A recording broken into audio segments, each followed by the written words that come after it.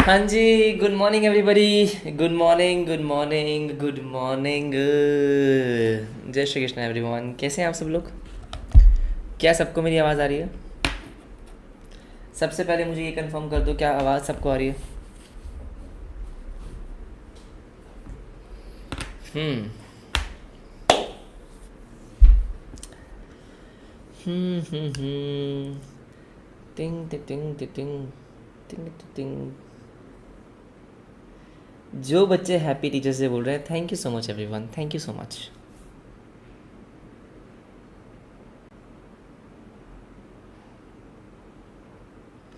चलो आ जाओ, आ जाओ फटाफट से आ जाओ।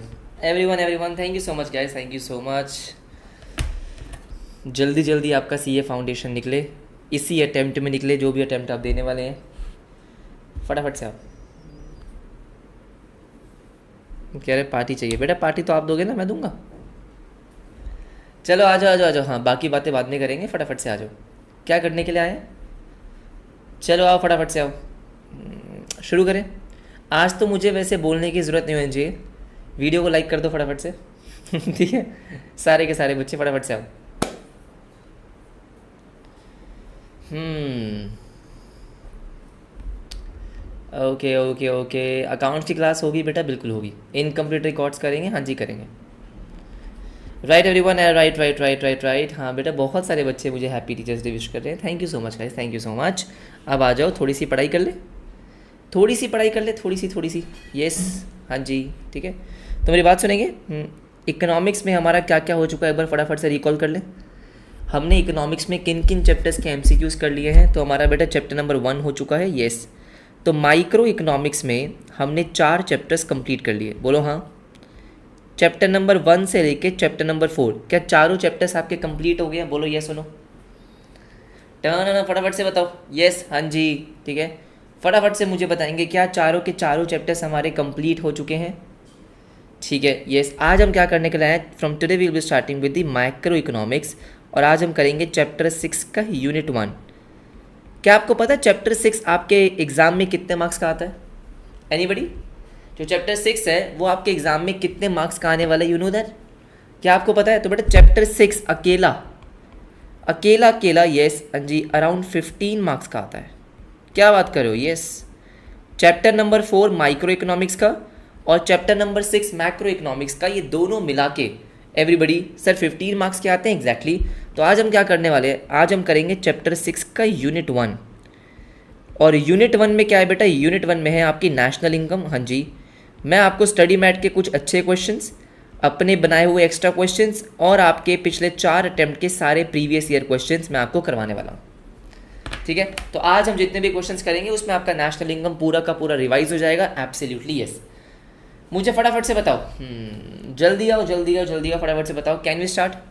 चाय के पैसे आ गए। अच्छा, बिजनेस साइकिल बाद में करेंगे। आसान चैप्टर है बिजनेस साइकिल, उसको बाद में करेंगे। पहले हम जो इंपॉर्टेंट चैप्टर्स हैं, हाँ, उनको कर लेते हैं।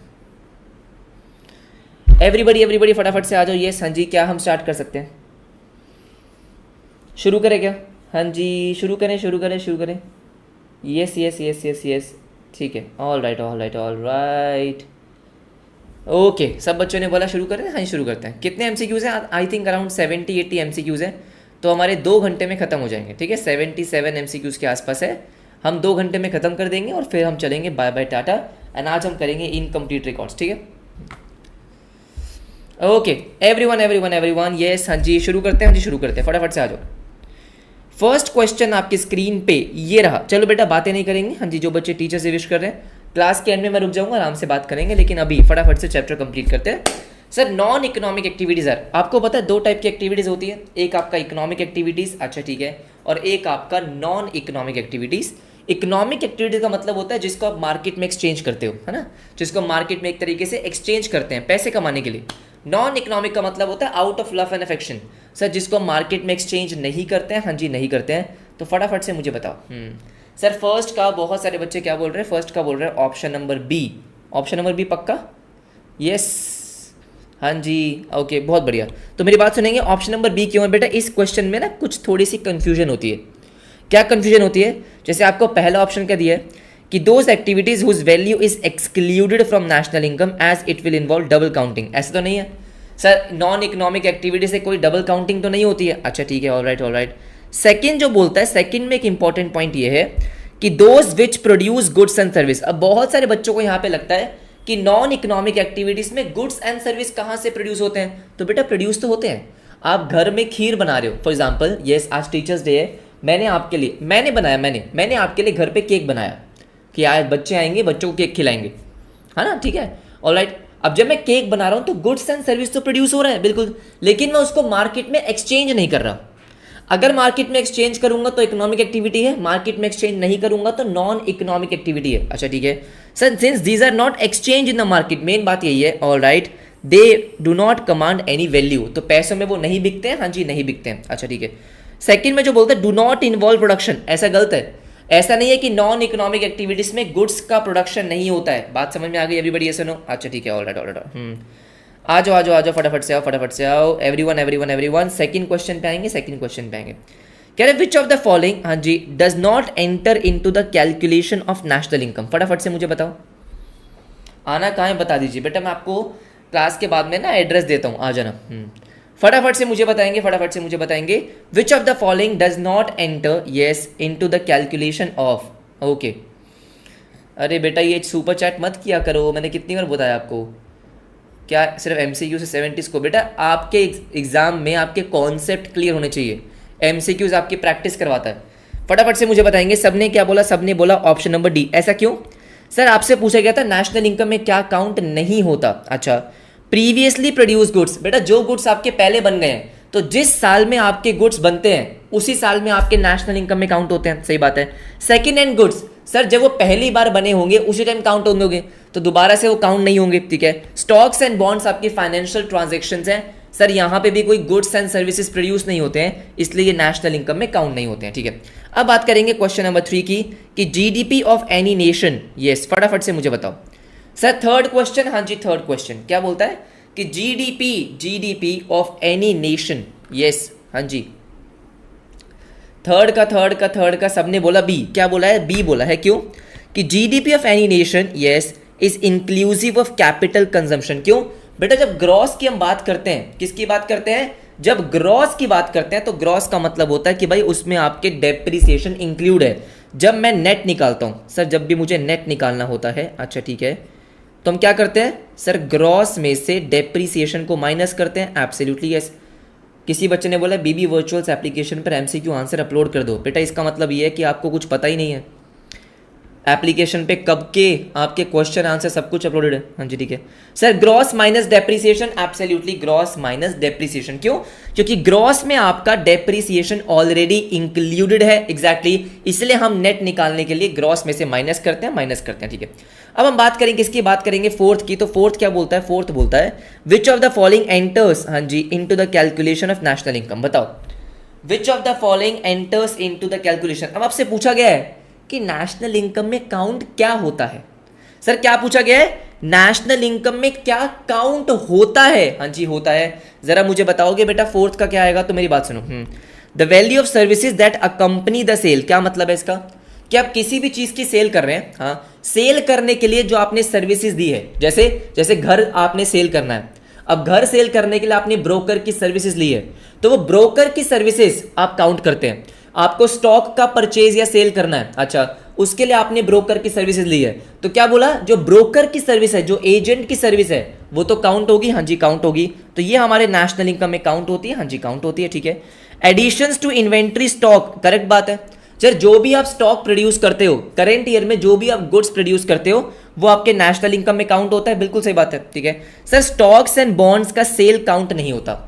जो हम स्टॉक्स की सेल करते हैं वो काउंट नहीं होता, क्योंकि वहां पे कोई गुड्स एंड सर्विसेज इन्वॉल्व नहीं है। एग्जैक्टली ठीक है, आपका आंसर हो गया ए एंड बी अब। शाबाश। अब आते हैं क्वेश्चन नंबर 5 पे। क्वेश्चन नंबर 5 क्या बोलता है कि चूज द करेक्ट स्टेटमेंट। चलो बताओ भाई, बताओ आपको क्या बताना है? Choose the correct statement. Correct statement आपको बतानी है। हाँ जी, यस एवरीबडी। हाँ जी, अच्छा क्वेश्चन है, मेरी बात सुनेंगे ध्यान से। फटाफट से बताओ। यस ठीक है, हाँ जी, रिकॉर्डेड बैच में नहीं है बेटा, फटाफट से आओ।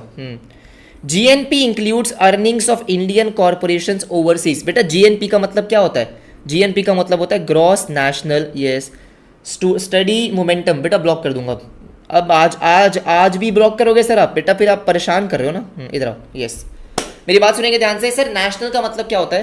बेटा नेशनल का मतलब होता है कि आप इसमें सारे के सारी इनकम इंक्लूड करेंगे जो इंडियन रेसिडेंट्स ने अर्न करी है। क्या बोला मैंने? सर जो इंडियन रेसिडेंट्स ने अर्न करी है वो सारी अकाउंट करेंगे। हाँ, जैसे ग्रॉस नेशनल, नेशनल का मतलब रेसिडेंट की बात होगी। इसका मतलब यहाँ पे क्या होता है कि जो आप बाहर पैसा कमाते हो, net factor income from abroad, sir वो भी काउंट होता है, वो भी काउंट होता है। अच्छा ठीक है, तो gross national product includes earnings of Indian corporations overseas. Sir Indian corporation का मतलब क्या हो गया? इंडियन कंपनीज ने जो बाहर पैसा कमाया, क्या वो काउंट होगा? काउंट होगा। एंड इंडियन रेसिडेंट्स, अच्छा ठीक है, वर्किंग ओवरसीज, बिल्कुल सही। बट ग्रॉस डोमेस्टिक प्रोडक्ट में काउंट नहीं होता। मुझे फटाफट से बताओ ना, एवरीबडी यस और नो? हाँ जी ठीक है, all right. Sir gross domestic product का मतलब क्या होता है? जीडीपी। डोमेस्टिक मतलब इंडिया के अंदर अंदर जो आपने गुड्स एंड सर्विस प्रोड्यूस करे हैं, सिर्फ वही काउंट होंगे। हाँ जी, इंडिया में जो पैसा कमाया वही काउंट होगा। तो इसका मतलब पहला आपका बिल्कुल सही है। हाँ जी, पहला आपका बिल्कुल सही है। अच्छा ठीक है, ऑल राइट। किसी ने बोला डी नहीं होगा, तो बेटा इसका मतलब ये है कि आपकी पिटाई होनी चाहिए। मुझे बताओ। हाँ जी सर, क्या पिटाई होनी चाहिए? क्यों पिटाई होनी चाहिए? मुझे फटाफट से बताओ। आपको अगर नेट वैल्यू निकालनी होती है तो ग्रॉस में से डेप्रीसिएशन माइनस करते हैं, प्लस नहीं करते हैं। सर ग्रॉस में से क्या करते हैं? डेप्रीसिएशन को माइनस करते हैं। हाँ जी, माइनस करते हैं। फटाफट से आओ, ठीक है। अब बात करेंगे किसकी? क्वेश्चन नंबर 6 की। एग्जाम में आ चुका है, एग्जाम में आ चुका है। बी समझा दो बेटा। बी में देखो क्या है, आपको बोला है एनएनपीएफसी। मुझे बताओ एनएनपीएफसी का मतलब क्या होता है? सर एनएनपीएफसी का मतलब क्या होता है? एनएनपीएफसी का मतलब होता है national income.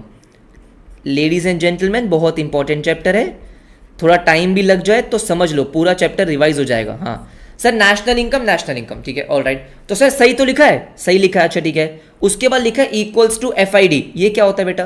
Factor income, factor earned domestic territory minus NFIA sir plus होता है।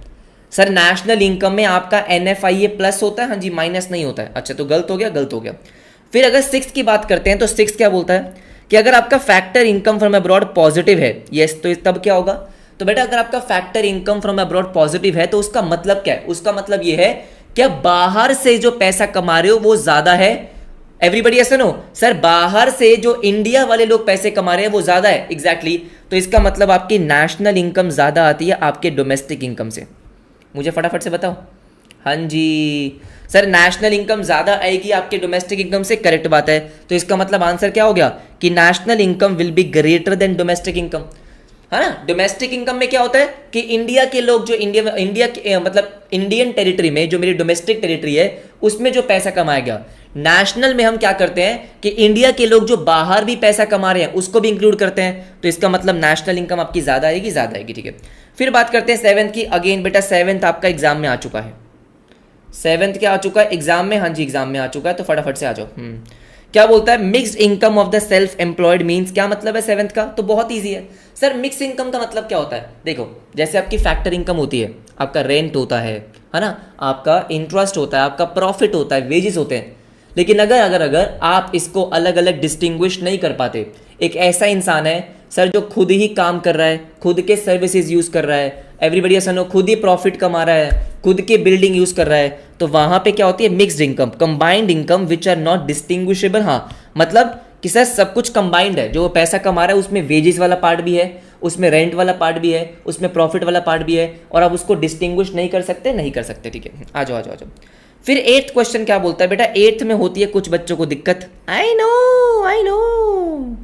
सर, 8th में दिक्कत होती है। हाँ जी, which of the following is added to the national income while calculating personal income? आओ भैया फटाफट से आओ, जल्दी बताओ, जल्दी।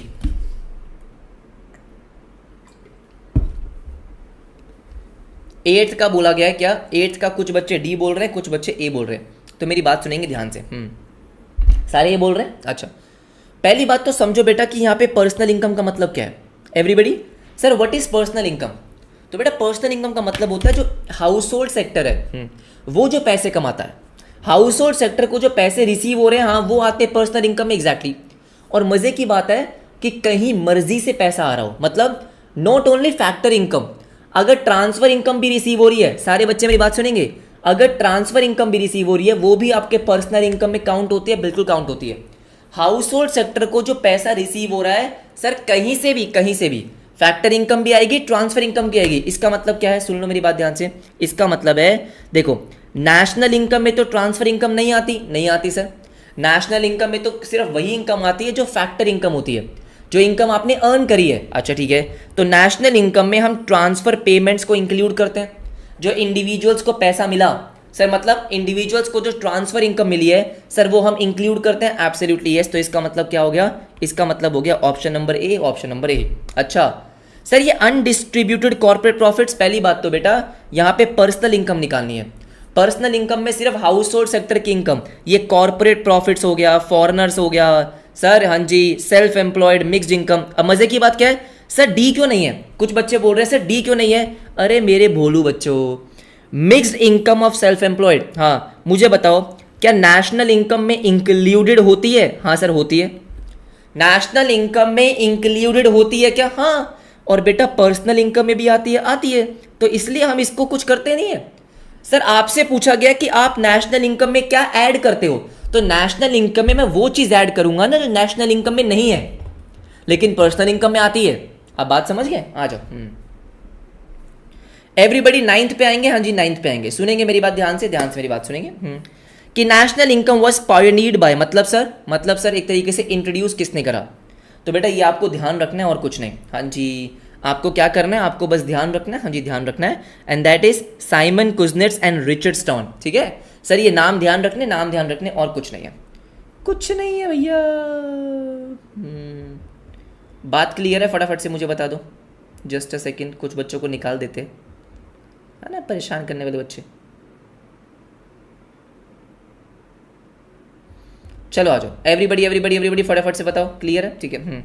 अब बात करेंगे क्वेश्चन नंबर 10 की। क्वेश्चन नंबर 10 क्या बोलता है कि which of the following ministries is responsible in India for the compilation of national account statistics? Sir national accounts मतलब पूरे के पूरे हम इकोनॉमी की बात कर रहे हैं। हाँ जी, तो क्या है, अगेन इसको ध्यान रखना, क्या? Ministry of statistics and programme implementation. ये इसमें समझने वाला कुछ नहीं है, ये तो आपको बस नाम ध्यान रखने और कुछ नहीं। क्या बात समझ में आ गई? सर जो आपके इकोनॉमिस्ट थे कौन से? Simon Kuznets, Richard Stone. और नेशनल इनकम के डेटा को कलेक्ट करने की रिस्पॉन्सिबिलिटी किसके पास है? Sir ministry of statistics and programme implementation. Exactly. अच्छा अब बात करते हैं 11th की। हाँ जी 11th क्या बोलता है? Dash is the value of all the final goods and services produced in the country with in a given period. क्या बहुत ही आसान है। आपको बोला dash is the value of all, अगर कुछ भी मेंशन नहीं है, हम सिंपली अगर गुड्स एंड सर्विस की मार्केट वैल्यू को टोटल करते हैं तो तब क्या आता है? तब आता है आपका जीडीपी एमपी। एवरीबडी यस और नो? मुझे फटाफट से बताएंगे क्या आएगा? GDP MP. हाँ जी जीडीपी एमपी। बात खत्म। ठीक है। इसके बाद कहता है देखो रियल जीडीपी। आपको पता है बेटा दो टाइप के जीडीपी होते हैं, एक रियल जीडीपी होता है और एक नॉमिनल जीडीपी होता है। आपसे क्या बोल रहा है कि रियल जीडीपी हाँ जी increase over time due to the following reasons. तो बेटा रियल जीडीपी में क्या होता है कि हम सिर्फ और सिर्फ हाँ जी रियल जीडीपी में हम प्राइस लेते हैं। कौन सा? सर बेस प्राइस, कांस्टेंट वाला प्राइस। हम इसका मतलब उसमें इन्फ्लेशन कंसीडर नहीं करते। तो रियल जीडीपी आपका सिर्फ तब बढ़ता है जब गुड्स का प्रोडक्शन बढ़ता है। एक होता है nominal GDP, GDP at current prices. उसको हम क्या बोलते हैं बेटा? मैं रिवाइज करवा रहा हूं, सुन लो ध्यान से। जीडीपी एट करंट प्राइसेस, कि हम जो गुड्स एंड सर्विस की वैल्यू लेते हैं वो करंट प्राइस पे लेते हैं, है ना। तो अगर प्राइस इंक्रीज हुआ होगा तो भी आपकी जीडीपी बढ़ सकती है। करेक्ट है। तो नॉमिनल जीडीपी में प्राइस भी आ जाता है, लेकिन रियल जीडीपी में सिर्फ क्या आएगा? रियल जीडीपी में आएगा इंक्रीज इन द प्रोडक्शन। आपका रियल जीडीपी सिर्फ तब बढ़ेगा जब आपके गुड्स का प्रोडक्शन बढ़ेगा। ठीक है। अब बात करते हैं सर क्वेश्चन नंबर 13 की। हाँ जी क्वेश्चन नंबर 13 की कह रहा dash is a price index. अच्छा, that is calculated by dividing the nominal GDP in a given year. Okay no problem. By the real GDP for the same year and multiplying by 100। क्या मतलब है कि nominal GDP upon में real GDP multiply by 100। Yes, इसको क्या बोलते हैं? इसको बोलते हैं बेटा GDP deflator. Sir GDP deflator का मतलब क्या होता है कि भाई नॉमिनल जीडीपी में यस सर कहीं ना कहीं जो आपके इन्फ्लेशन इंक्लूडेड है यस उसको निकाल देते हैं हम। नॉमिनल जीडीपी को यस रियल जीडीपी में कन्वर्ट करने के लिए आपका क्या होता है? आपका जीडीपी डिफ्लेटर होता है। हाँ सिंपल सी बात है, ऐसा न्यूमेरिकल क्वेश्चन भी आएगा। आते हैं फटाफट डिस्कस करते हैं। 14th की बात करेंगे। कह रहा है जीडीपी एट करंट प्राइस। मैंने आपको अभी बताया, मुझे बताओ हाँ या ना। Everybody yes. Sir GDP at current prices, तो बेटा करंट प्राइस को क्या बोलते हैं? Nominal GDP. और कांस्टेंट प्राइस को, कांस्टेंट प्राइस को बोलते हैं बेटा आपका क्या? Real GDP. एब्सोल्युटली यस, इतना सिंपल है। हाँ जी बहुत सिंपल है। फिर बात करते हैं 15th की। Yes, GDP deflator is a price index use to convert. Sir GDP deflator से क्या होता है? अगर फॉर एग्जांपल मैं एक सिंपल सा एग्जांपल लूंगा, इनफैक्ट हमारा 16th में क्लियर हो जाएगा, ठीक है, कि जीडीपी डिफ्लेटर किसके लिए यूज होता है? सर नॉमिनल जीडीपी को रियल जीडीपी में कन्वर्ट करने के लिए हम जीडीपी डिफ्लेटर का यूज करते हैं कि भाई नॉमिनल जीडीपी में आपका जो इन्फ्लेशन है, हाँ जी, उसको निकालने के लिए, उसको डिफ्लेट करने के लिए, है ना, हम क्या करते हैं? जीडीपी डिफ्लेटर का यूज करते हैं। तो nominal GDP to real GDP, absolutely yes. अब 16th क्वेश्चन को देखोगे आपको समझ में आ जाएगा। कह रहे व्हाट इफ, अच्छा sir what is real GDP? अगर आपका नॉमिनल जीडीपी 575 है और डिफ्लेटर आपका 143.75 है, तो पहले जरा समझोगे एक बार कि 143.75 का मतलब क्या है? कि अगर मान लो आपने अपना बेस ईयर क्या लिया, 2011-12 लिया, ठीक है, और उस टाइम पे आपने क्या किया? आपने अपना डिफ्लेटर लिया 100, यस। तो मतलब जो चीजें 11-12 में 100 रुपए की थी, यस सर, वो अब 143.75 की हो गई है। सर ये कहीं ना कहीं आपको इन्फ्लेशन बताता है, एब्सोल्युटली यस। तो हम क्या करते हैं, जब मुझे रियल जीडीपी निकालना होगा तो मैं नॉमिनल जीडीपी 5,75,000, यस, अपॉन में 143.75, करेक्ट बात है, एंड मल्टीप्लाई बाय 100। ये आपका सिंपल सा फॉर्मूला होता है, एग्जैक्टली। तो 5,75,000, क्योंकि इसमें आपका क्या है? डिफ्लेटेड। सर इसमें क्या है? इन्फ्लेटेड है। आपके नॉमिनल जीडीपी में इन्फ्लेशन है, उसको निकालने के लिए हमने डिवाइड करा 143.75 से 100 से मल्टीप्लाई किया, तो आपका आंसर आ गया 4 लाख रुपीस। क्या बहुत सिंपल है? बहुत सिंपल है, राइट, ठीक है। अब अगर हम बात करेंगे 17th की, तो 17th क्या बोलता है? कह रहे since nominal and real GDP must be same in the base year, क्योंकि बेटा बेस ईयर में जो आपका डिफ्लेटर है वो 100 ही है ना। सर बेस ईयर में क्या होता है? 100 लेके चल रहे हैं, इसलिए रियल और नॉमिनल आपका सेम आता है। तो deflator for the base year is always 100।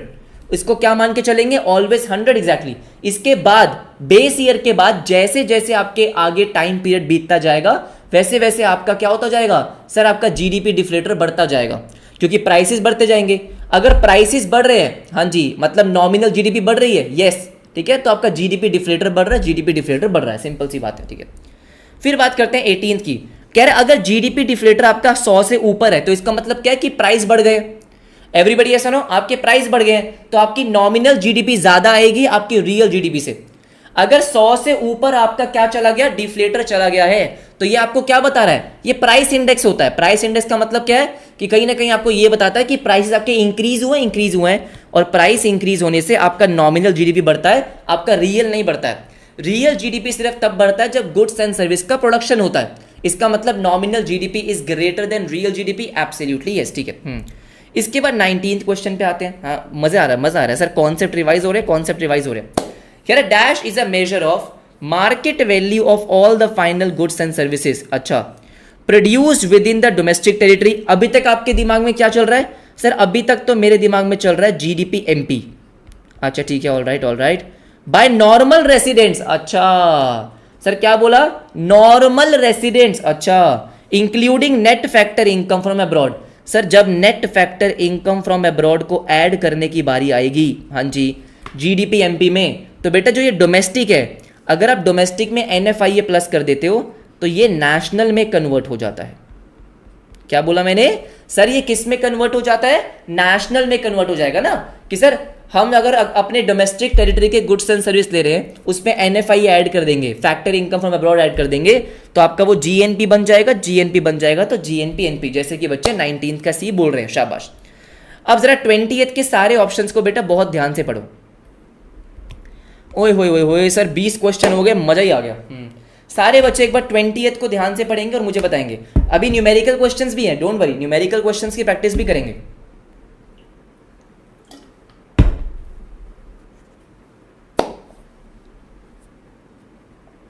नहीं बेटा, मॉड्यूल के क्वेश्चंस खत्म हो चुके हैं, एक्स्ट्रा क्वेश्चन चाहिए, दीज आर एक्स्ट्रा क्वेश्चंस। हाँ जी सर 20th का क्या बोला आपने? 20th का डी बोल रहे हैं, एक बार ध्यान से देखते हैं। आपसे बोला गया सही क्या है? अच्छा ठीक है, तो NNP NP, okay, net national product, GNP NP. अगर देखो मुझे नेट नेशनल निकालना है और आपका जीएनपी है, तो आप ये देखा करो कि चेंज क्या हुआ है। सर चेंज हुआ यहाँ पे नेशनल है, ठीक है, और यहां पे ग्रॉस है, तो बेटा ग्रॉस में से डेप्रिसिएशन माइनस करूंगा तब नेशनल आएगा, इसका मतलब पहला वाला सही है। क्या बोला मैंने? ग्रॉस में से हम डेप्रिसिएशन माइनस करेंगे तब जाके आपका नेशनल आएगा, करेक्ट है।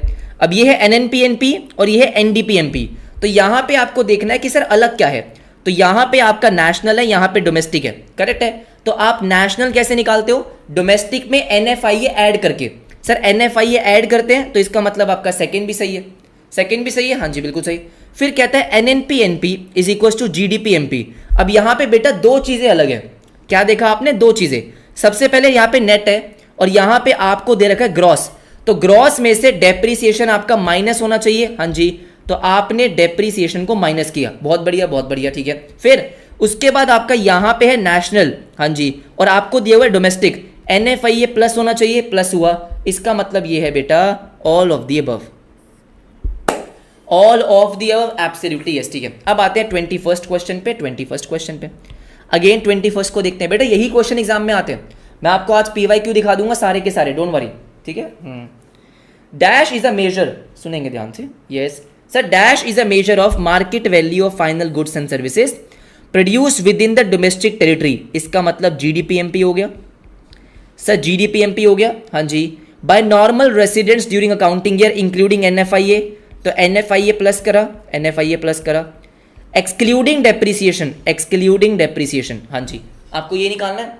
तो अब जरा ध्यान से सोचो, अगर आप जीडीपीएमपी में एनएफआईए ऐड करते हो तो बेटा ये डोमेस्टिक जो है ये कन्वर्ट हो गया नेशनल में, डोमेस्टिक में अगर आप एनएफआईए ऐड करोगे तो नेशनल हो जाएगा, डेप्रिसिएशन माइनस करोगे तो ग्रॉस कन्वर्ट हो गया एन में, हाँ, तो एनएनडी, सॉरी एनएनडी कह रहा हूं, एनएनपीएमपी, एनएनपीएमपी सर क्या हो जाएगा? एनएनपीएमपी, एब्सोल्युटली यस, एवरीबडी यस सुनो, तो ये आपका क्या आ गया? एनएनपीएमपी, सिंपल सी बात है। सबने मुझे बोला डी, एग्जैक्टली, इसका मतलब बहुत ही शानदार तैयारी चल रही है बेटा, बहुत बढ़िया। Now which of the following is alternatively known as national income, बताओ, क्या सिंपल हलवा क्वेश्चन है ये? एवरीबडी एवरीबडी मुझे बताओ बेटा सोच समझ के, बहुत ही आसान क्वेश्चन है कि which of the following yes is alternatively known as, जल्दी बताओ, alternatively known as national income, national income, तो बेटा नेशनल इनकम का दूसरा नाम है एनएनपीएफसी। नेशनल इनकम को हम कैसे डिनोट करते हैं? नेट नेशनल प्रोडक्ट, हाँ जी, एट फैक्टर कॉस्ट, इसको नेशनल इनकम बोलते हैं, एग्जैक्टली, ठीक है। तो ये तो बहुत सिंपल सा क्वेश्चन था, अगर ये भी आप गलत कर रहे हो तो इसका मतलब तो बेटा पिटाई होनी चाहिए। अब बढ़िया क्वेश्चन कौन सा है? अगर आप 23 मुझे बता पाओ तो होएगी बल्ले बल्ले। अभी तक तो हलवा क्वेश्चन थे सर, 23 बताओ तो मानू, आराम से देख के बताओ बेटा 23, हाँ जी, कि what is the formula for computing operating surplus, हमको क्या निकालना है? ऑपरेटिंग सरप्लस निकालना है, जरा आप बताओ ना, सोचो सोचो, take your time guys, take your time.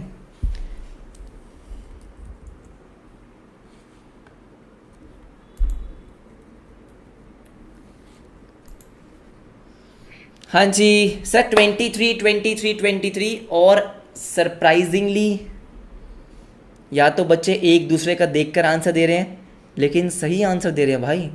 तो मैं आपको पहले बता देता हूं कि ऑपरेटिंग सरप्लस क्या होता है, आरआईपी ठीक है सर, व्हाट आरआईपी, हाँ जी, मतलब रेंट, इंटरेस्ट और प्रॉफिट, इन तीनों को ऐड करते हैं तो उसको बोलते हैं ऑपरेटिंग सरप्लस। क्या मैं सही बोल रहा हूँ? मुझे फटाफट से बताओ। हाँ जी सर, रेंट, इंटरेस्ट और प्रॉफिट, एब्सोल्युटली यस। अब जरा ध्यान से देखो, यहाँ पे आपको क्या बोला है? यहाँ पे बोला gross value added at factor cost. बेटा ग्रॉस वैल्यू एडेड मतलब जीडीपी, वैल्यू एडेड मतलब जीडीपी, हाँ जी, एट फैक्टर कॉस्ट, अच्छा ठीक है, minus compensation of employees plus depreciation. मुझे बताओ अगर आप इसमें डेप्रीसिएशन को ऐड करोगे, हाँ जी सर, डेप्रीसिएशन को ऐड करोगे तो बेटा क्या ये एनडीपीएफसी आ जाएगा? एग्जैक्टली और एनडीपीएफसी का मतलब होता है domestic income. Everybody yes no sir, NDPFC का मतलब क्या होता है? Domestic income.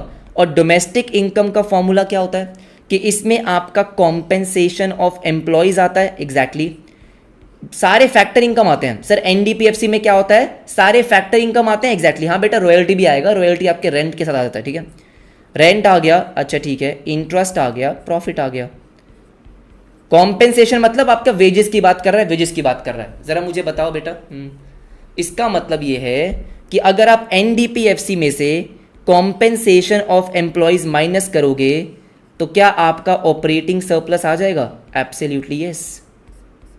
हाँ सॉरी सॉरी सॉरी, मैंने गलती से, हाँ जी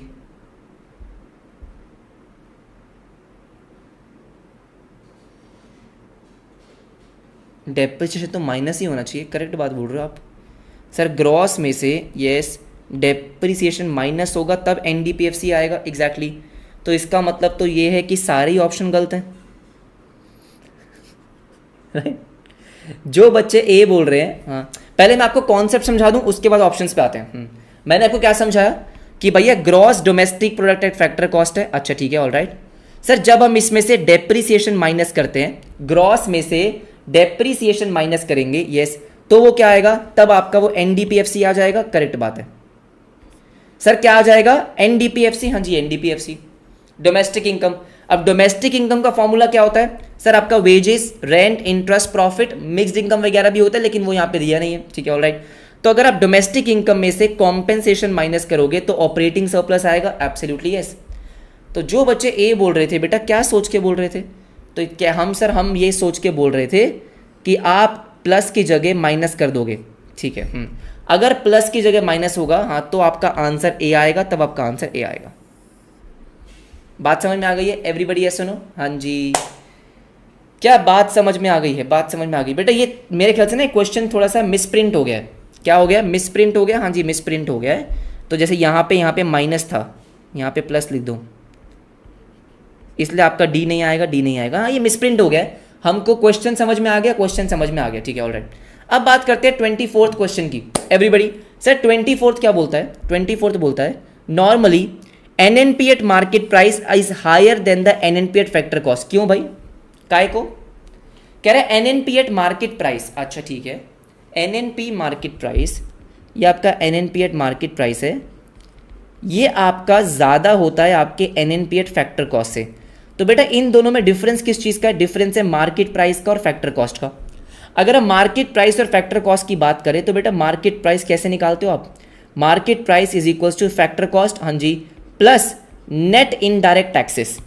सर नेट इनडायरेक्ट टैक्सेस, हाँ तो plus indirect taxes minus subsidy. जो इनडायरेक्ट टैक्सेस है मतलब मान लो जीएसटी है, factor cost plus indirect taxes minus subsidy, correct है। तो आपका मार्केट प्राइस आपके फैक्टर कॉस्ट से ज़्यादा इसलिए आता है क्योंकि इनडायरेक्ट टैक्सेस आपके ज़्यादा होते हैं आपके सब्सिडी से। मतलब एक सिंपल सा एग्जांपल लेते हैं कि भाई फैक्टर कॉस्ट आपकी 100 है, हाँ इनडायरेक्ट टैक्सेस आपके 20 हैं और सब्सिडी आपकी 10 है। तो मार्केट प्राइस आपका 110 आया, 110 आया कि मार्केट प्राइस आपका ज़्यादा आया, absolutely yes everybody yes no, market price ज़्यादा आ रहा है, हाँ जी क्यों? क्योंकि आपका इनडायरेक्ट टैक्स ज़्यादा है आपके सब्सिडी से। अगर इसका उल्टा होता तो क्या करते बेटा? इसका उल्टा तब होता जब मान लो इनडायरेक्ट टैक्स आपका कितना है 10 और सब्सिडी 20 है, हाँ तो इस केस में बेटा आपका मार्केट प्राइस 90 आएगा। इसका मतलब ये है कि जब आपके इनडायरेक्ट टैक्सेस ज़्यादा होंगे एवरीबडी, सर जब इनडायरेक्ट टैक्सेस आपके ज़्यादा होंगे सब्सिडी से तब जाके आपका मार्केट प्राइस ज़्यादा आता है आपके फैक्टर कॉस्ट से, करेक्ट है। अगर सब्सिडी ज़्यादा होती, हाँ जी, तो आपका मार्केट प्राइस कम आता आपके फैक्टर कॉस्ट से, बिल्कुल सही बात है, ठीक है ऑलराइट। अब बात करते हैं क्वेश्चन नंबर 25 के। 25 क्या बोलता है कि the money value of output produced within the country's domestic limits in a year as received by the factor of production is measured by, फटाफट से बताओ। चलो भाई 25th बताओ।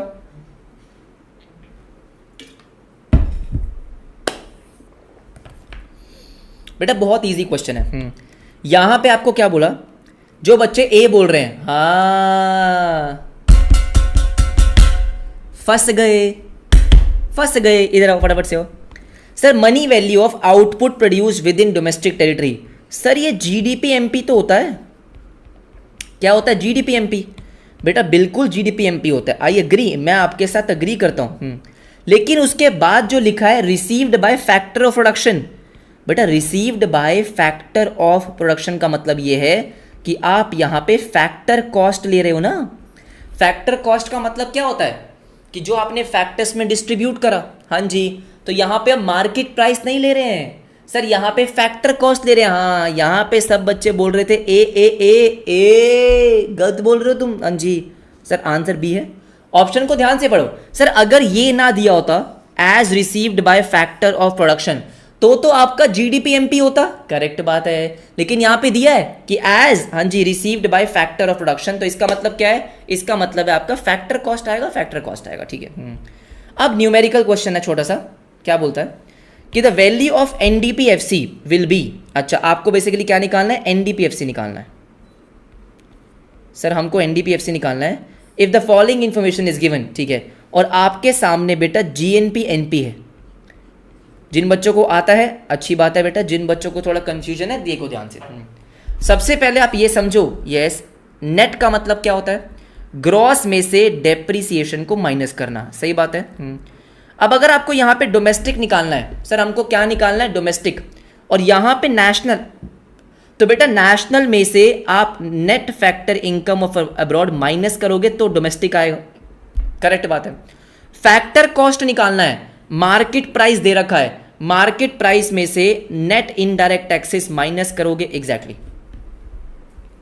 क्या बात समझ में आ गई है एवरीबडी, यस सुनो। हाँ जी 25th का सी क्यों होगा बेटा आपसे, हाँ जी यहाँ पे जो बोला गया है वो क्या बोला गया है, यहाँ पे नेट तब आता है जब आपको डेप्रिसिएशन की बात बोली गई हो।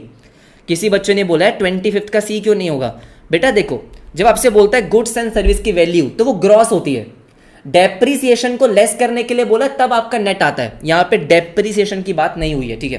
तो मेरी बात सुनेंगे ध्यान से, हाँ जी, तो आपका आंसर क्या आएगा, जीएनपी एनपी आपका 60,000 है, ठीक है, डेप्रिसिएशन आपका 4,000 है, ठीक है, एनएफआईए सुन लो मेरी बात ध्यान से, आपका 3,200 है, और नेट इनडायरेक्ट टैक्सेस आपका 6,000 है। तो 60,000 माइनस 4,000 माइनस 3,200 माइनस 6,000, मुझे बताओ फटाफट से सर, 60 माइनस 4 माइनस 32 माइनस 6,000, 46,800 आपका आंसर आ गया, सबका ए आया है, शाबाश, ठीक है। Now which of the following is not included in the domestic income. Domestic income का मतलब क्या होता है, पहली बात तो इसको हम कैसे लिखते हैं, NDPFC sir, net domestic product at factor cost, exactly NDPFC, ये आपकी डोमेस्टिक इनकम होती है। तो बेटा आपके डोमेस्टिक टेरिटरी में जो पैसा कमाया गया, जो गुड्स एंड सर्विसेज को प्रोड्यूस करके जो पैसा कमाया गया उसको बोलते हैं डोमेस्टिक इनकम। हाँ, तो इसमें आपका एनएफआईए नहीं आता है, इनकम अर्नड फ्रॉम अब्रॉड नहीं आता है। जब मैं इनकम अर्नड फ्रॉम अब्रॉड भी काउंट करूंगा तो बेटा नेशनल इनकम हो जाएगा, फिर तो आपका डोमेस्टिक नहीं होगा, फिर वो नेशनल हो जाएगा, नेशनल हो जाएगा, क्लियर है बात, अच्छा ठीक है। फिर बात करते हैं सर किसकी, 28th की, बहुत ही बढ़िया, पर्सनल इनकम निकालनी है। सर क्या निकालनी है, पर्सनल। आई नो बहुत सारे बच्चे इसमें फंसने वाले हैं, 28th में चलो बताओ।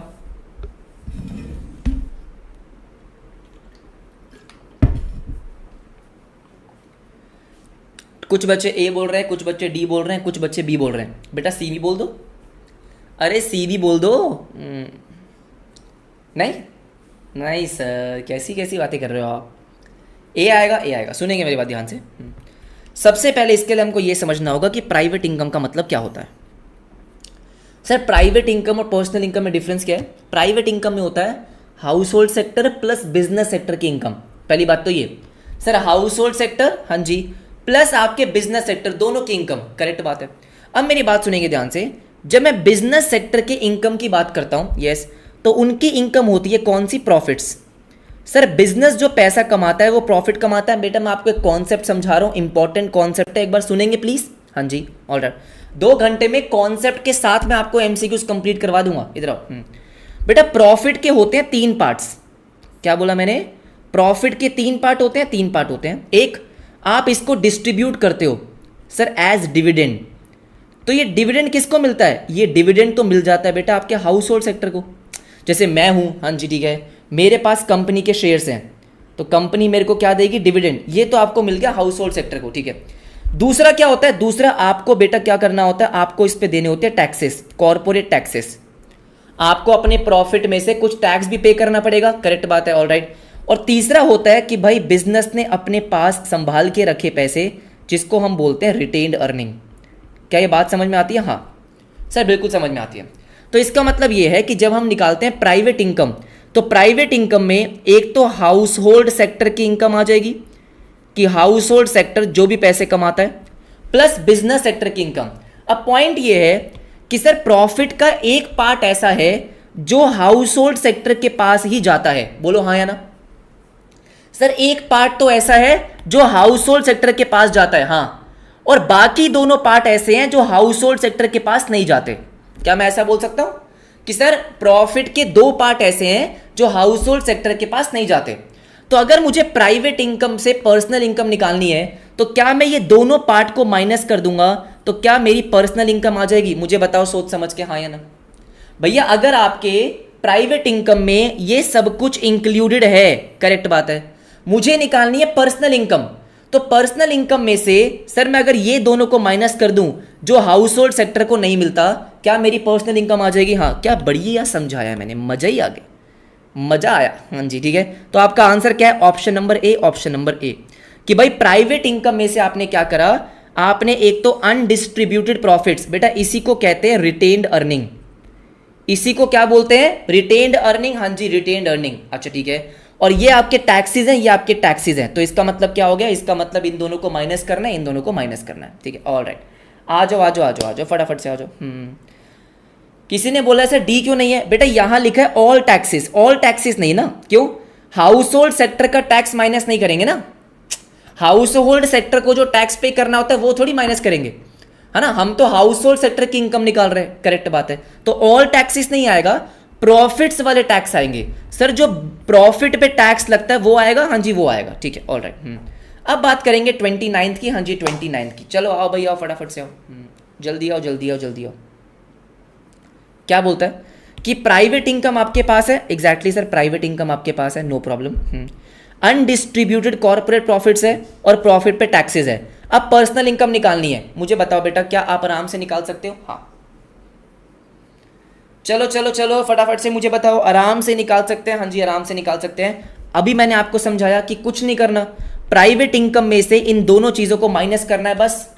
सर 50,000 माइनस 10,000 माइनस 2,500 तो 37,500। सर ये तो बहुत इजी था, आई नो, कॉन्सेप्ट समझ में आ जाए तो क्वेश्चन तो इजी लगता है। फिर बात करते हैं किसकी सर? 30th क्वेश्चन की। अब 30th क्वेश्चन क्या बोलता है कि डैश इज द इनकम, हाँ जी, received by household sector including NPISH. NPISH क्या होता है आपको पता ही है कि सर काइंड ऑफ एनपीओज होते हैं, हाँ जी ठीक है ऑलराइट, वो भी इसमें इंक्लूड हो जाते हैं कि house hold sector including non profit institution serving house hold. तो जैसे यहां पे बात होती है किसकी सर? हाउस होल्ड सेक्टर की, कि हाउस होल्ड सेक्टर को जो इनकम रिसीव हुई है, हाउस होल्ड सेक्टर को जो इनकम रिसीव हुई है उसको हमने क्या बोला? Personal income. Sir personal disposable income क्यों नहीं? बेटा डिस्पोजेबल इनकम आती है टैक्सेस वगैरह माइनस करने के बाद। यहां पे ऐसा बोला नहीं है ना, बिल्कुल नहीं बोला है। यहां पे क्या है कि पहले मेरे को सैलरी मिली, हाँ, तो जितनी मेरे को सैलरी मिली सर वो मेरी पर्सनल इनकम है। अब मैं सैलरी में से जो टैक्स पे करूंगा उसके बाद जो पैसा बचेगा वो मेरी पर्सनल डिस्पोजेबल इनकम होती है। अच्छा ठीक है ऑलराइट। फिर बात करता है personal income excludes. Personal income में क्या नहीं आता? जरा बताना मेरे को कि अगर वो आपको बोल रहा है पर्सनल इनकम एक्सक्लूड्स, हाँ जी, तो पर्सनल इनकम में क्या नहीं आता? सर रिटेन्ड अर्निंग नहीं आते, वो बिजनेस का प्रॉफिट का पार्ट होता है। इनडायरेक्ट बिजनेस टैक्स, बिजनेस का कुछ भी नहीं आता बेटा, बिजनेस का यहां पे कुछ भी नहीं आएगा, मतलब all of the above, absolutely yes. बहुत ही आसान क्वेश्चन था, ठीक है। 32nd क्वेश्चन अगेन काफी इजी क्वेश्चन है कि which of the following is added to the national income while calculating personal income. अब ध्यान रखो कि नेशनल इनकम में आप क्या ऐड करते हो पर्सनल इनकम निकालने के लिए। तो बेटा ये क्वेश्चन कहीं ना कहीं पहले भी आया था कि सर नेशनल इनकम में सिर्फ फैक्टर इनकम आती है ना, जो पैसा कमाया गया है गुड्स एंड सर्विस को प्रोड्यूस करके, लेकिन पर्सनल इनकम में ट्रांसफर इनकम भी आती है, एग्जैक्टली। तो ये क्वेश्चन पहले भी आया था, ठीक है। अब उसके बाद 33rd क्वेश्चन क्या बोलता है? 33rd क्वेश्चन बोलता है कि what is the relationship between the disposable personal income and personal income. दोनों में फर्क क्या होता है कि भैया पर्सनल इनकम में से जो भी आपको टैक्सेस वगैरह पे करने हैं, जो चालान वगैरह नॉन टैक्स पेमेंट सब कुछ पे करना है, राइट सर, वो सब पेमेंट जो आपको एक तरीके से गवर्नमेंट को करनी होती है, वो सब करने के बाद जो पैसा आपके पास बच जाता है कंजम्पशन करने के लिए, सेविंग्स करने के लिए, हाँ जी सर, उसको बोलते हैं डिस्पोजेबल इनकम। Absolutely yes. तो क्या बोला गया कि disposable income is equals to sir personal income, हाँ, minus personal income tax minus non tax payments. Absolutely yes. Everybody yes और नो? क्या बात क्लियर हो गई? अच्छा ठीक है। अब बात करते हैं सर 34th क्वेश्चन की। 34th क्या बोलता है कि कौन सा मेथड ऐसा है जो सबसे सूटेबल है डेवलप्ड इकोनॉमीज के लिए। बेटा थ्योरी से भी क्वेश्चन आते हैं, नेशनल इनकम में जो आपको थ्योरी दे रखी है उससे भी क्वेश्चन आता है। हाँ जी, मैंने क्लास में करवाई भी हुई है। तो dash method may be suitable for the developed economies. Sir कौन सा मेथड बोला जाता है डेवलप्ड इकोनॉमीज के? सर वो बोला जाता है आपका इनकम मेथड। मैंने आपको क्लास में समझाया भी था कि ऐसा क्यों डेवलप्ड इकोनॉमीज में, क्योंकि प्रॉपर एक स्ट्रक्चर होता है, सारे लोग अपनी इनकम टैक्स रिटर्न फाइल करते हैं ना। सर जहां पे लोग अपनी इनकम को डिस्क्लोज करते हैं, जहां पे लोग अपनी इनकम टैक्स रिटर्न फाइल करते हैं, वहां पे इनकम मेथड को यूज करना काफी आसान होता है।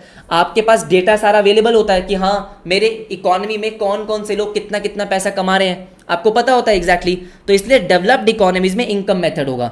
सर मुझे एक बात बताओ, डेवलपिंग इकोनॉमीज में क्यों नहीं? जैसे इंडिया है, इंडिया में बहुत लोग ऐसे बोलोगे ना कि भाई जो अपनी इनकम रिपोर्ट नहीं करते हैं, इनकम टैक्स रिटर्न फाइल नहीं करते हैं, तो इंडिया में कुछ कुछ जगह एक्सपेंडिचर मेथड लगता है, कुछ कुछ जगह इनकम मेथड लगता है, और कुछ कुछ जगह जैसे कि आपका एग्रीकल्चर है वहां पे आपका लगता है वैल्यू एडेड मेथड, जिसको हम प्रोडक्शन मेथड भी बोलते हैं। ठीक है, ऑलराइट। अब आते हैं फटाफट से पे 35th क्वेश्चन पे 35। अब जो बच्चा बोल रहा है ए क्यों नहीं सी क्यों नहीं, तो बेटा आपने पढ़ाई नहीं की है ना, दिक्कत ये है। Sir dash is a measure, हाँ जी, of the amount of money. बेटा ये मॉड्यूल के क्वेश्चंस नहीं है, these are extra questions.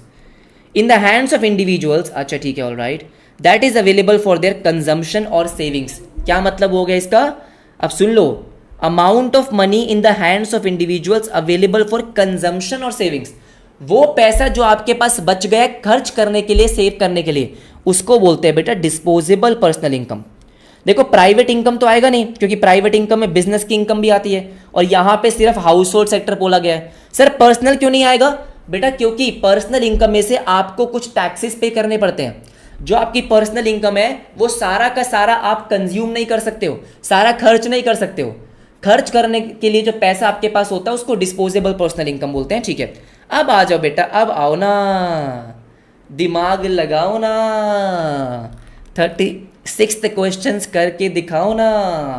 Sir consider the following data, हाँ जी, okay, which of the following is correct. बेटा यूनिट 2 आपका कल होगा, आज यूनिट 1 करेंगे, कल यूनिट 2 करेंगे। 15 मार्क का चैप्टर है, आराम से 2 दिन में खत्म कर लेंगे।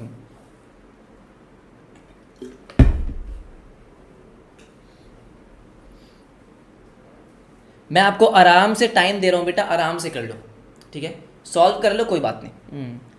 आई am giving you time, no problem. हमारे आधे क्वेश्चंस ऑलमोस्ट हो चुके हैं, तो हमारे 11 बजे तक क्लास खत्म हो जाएगा।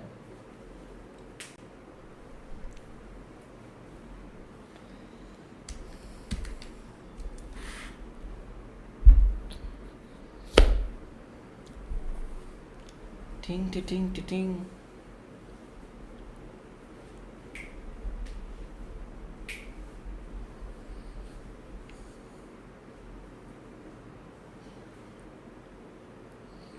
हाँ बेटा अकाउंट्स की क्लास होगी, बिल्कुल होगी, 12 बजे होगी। इनकम्प्लीट रिकॉर्ड्स करेंगे, निकाल लो निकाल लो।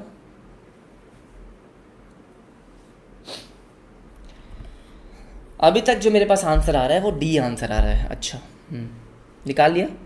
पहले मैं आपको समझा देता हूँ कि भाई ऐसा क्वेश्चन करना कैसे है। एनपीओ बेटा कल होगा, कल क्योंकि हमारी क्लास नहीं हो पाई थी, हाँ, तो एक दिन आगे शिफ्ट हो गया आपका शेड्यूल, ठीक है। अब मेरी बात सुनेंगे ध्यान से। आपको जो बेसिकली जो इन्फॉर्मेशन दी है, क्या इसका मतलब ये है कि इनकम मेथड अप्लाई होगा? सुन लो बेटा, जिन बच्चों को प्रॉब्लम आई है, हाँ जी ठीक है, इनकम मेथड अप्लाई होगा, बोलो हाँ या ना। एग्जैक्टली ठीक है। आपको ये पता होना चाहिए कि कौन से मेथड से आपका क्या निकलता है। इनकम मेथड से आपका जो बाय डिफॉल्ट निकलता है वो आपका एनडीपीएफसी है। क्या मैं सही बोल रहा हूँ? मुझे सारे बच्चे बोलेंगे यस और नो। हाँ जी, क्या वो आपका एनडीपीएफसी होता है? हाँ जी एनडीपीएफसी होता है। एनडीपीएफसी आप कैसे निकालते हो? सर जो भी आपकी फैक्टर इनकम्स है, हाँ जी, उनको आपको ऐड कर देना है। एवरीबडी यस और नो? सर उनको ऐड करना है, उनको ऐड करना है, ठीक है, ऑलराइट। जैसे कि compensation of employees, yes. Operating surplus, बेटा जब आप ऑपरेटिंग सरप्लस ले रहे हो तो रेंट, इंटरेस्ट, प्रॉफिट सब आ गया, सब आ गया। उसके बाद आपको मिक्स इनकम भी दी है। अगर मैं इन तीनों को ऐड करूंगा, एवरीबडी यस और नो, 1200, 2400, 1320, मुझे सारे बच्चे बताओ बेटा, क्या मेरा एनडीपीएफसी मतलब आपका भी एनडीपीएफसी, हाँ जी, 4920 आया? जल्दी बताओ। अरे तुक्के नहीं मारने बेटा, एग्जाम में किसी भी तरीके से आ सकता है ना, तो हमें कॉन्सेप्ट समझना है। 4920 आया, एवरीबडी यस और नो? अच्छा ठीक है, ऑलराइट। अब यहां पे है जीडीपी एमपी। सर क्या है जीडीपी एमपी? तो अगर आपको निकालना होगा जीडीपी एमपी, ऑल राइट, तो कैसे निकालेंगे एवरीबडी? आपके सामने एनडीपीएफसी है। अच्छा ठीक है सर, क्या है एनडीपीएफसी? हाँ जी एनडीपीएफसी, कोई दिक्कत वाली बात नहीं है। तो आप सबसे पहले ग्रॉस निकालने के लिए डेप्रीसिएशन को ऐड करोगे, बिल्कुल ऐड करेंगे, ठीक है। डोमेस्टिक मार्केट प्राइस के लिए आप एनआईटी को प्लस करोगे, ठीक है, ऑलराइट।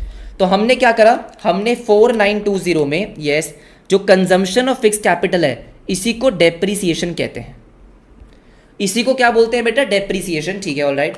तो डेप्रीसिएशन को आपने ऐड करा, yes sir yes. Net indirect tax आपको दे रहा है 540। मुझे बताओ बेटा 5940, इसका मतलब पहला ऑप्शन आपका बिल्कुल सही है, पहला सही है। अगर आपके पास जीडीपी एमपी आ चुका है कितना 5940 एग्जैक्टली। अब अगर आपको नेक्स्ट में बोला है जीएनपी एनपी, मुझे सारे बच्चे बताओ बेटा, एवरीबडी यस और नो? हाँ जी, अगर आपको जीएनपी निकालना है, ठीक है, और आपके सामने जीडीपी एमपी है, क्या है जीडीपी एमपी, तो दिमाग लगाओ बेटा, सिर्फ नेशनल आपका चेंज है। नेशनल कैसे निकालेंगे? एनएफआईए को प्लस करके, तो 5940 प्लस एनएफआईए विच इज 60,000, इसका मतलब सेकंड भी सही है। अब मुझे बताओ बेटा एनएनपी एमपी निकालना है, ठीक है। अभी आपने यहाँ पे क्या निकाला? अभी आपने यहाँ पे निकाला जीएनपी एनपी, एवरीबडी यस सुनो? हाँ जी सर, क्या निकाला है आपने? जीएनपी एमपी निकाला है। आपको नेट निकालना है, क्या नेट निकालने के लिए हम डेप्रीसिएशन को माइनस करेंगे, एग्जैक्टली। तो 6000 में से डेप्रीसिएशन आप माइनस करोगे विच इज 480, क्या 5520 आएगा सर। पहले तीनों आपके सही आ गए, तो मुझे पता है कि आंसर तो फोर्थ होने वाला है, लेकिन एक बार निकालेंगे। अब मुझे बताओ सोच समझ के, यस आपका यहाँ पे आपको याद होगा एनएनपी एनपी आया है ना सर, मेरा क्या आया? NNP NP. अब अगर मुझे एनएनपी एफसी निकालना है, ठीक है, किससे? एनएनपी एमपी से, तो मुझे क्या करना होता है बेटा? फैक्टर कॉस्ट निकालने के लिए मार्केट प्राइस में से एनआईटी माइनस करेंगे, एग्जैक्टली। तो 5520, हाँ, और मेरा एनआईटी कितना है? 540। तो ये जो मेरा आ रहा है वो आ रहा है बेटा कितना? 4980। क्या आपका भी यही आ रहा है? हाँ जी, इसका मतलब ऑप्शन नंबर डी है आंसर।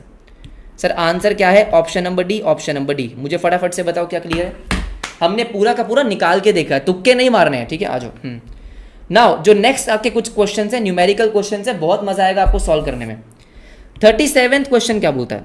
आपके पास एनएनपी एनपी है, ठीक है, इनडायरेक्ट टैक्स है, अच्छा, एनएनपी एफसी भी है, okay. What will be the amount of subsidy and net indirect taxes? चलो बताओ। आपको बोला है what will be the amount of subsidies and net indirect taxes. Oh everybody 37 answer निकालेंगे।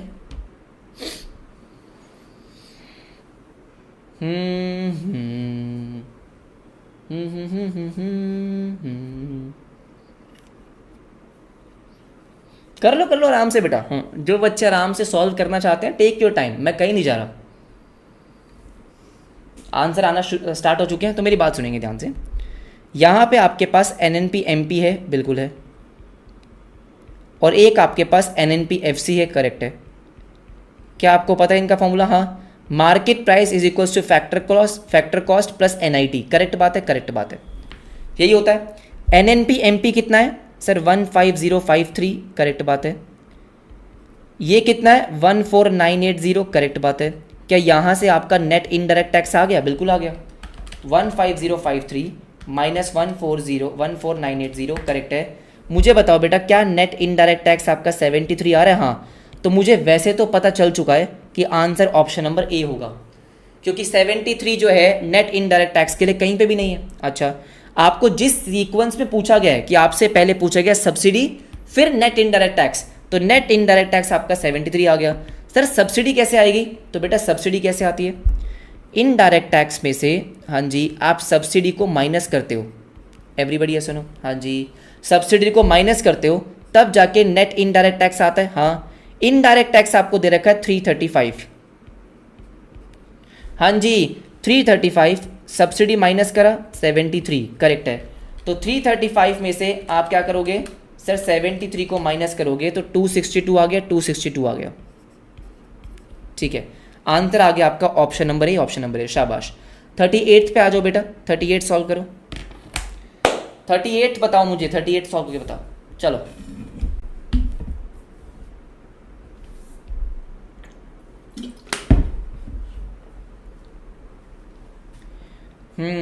डायरेक्ट टैक्स भी दिया है। डायरेक्ट टैक्स कहाँ दिया बेटा, वो इनडायरेक्ट टैक्स है।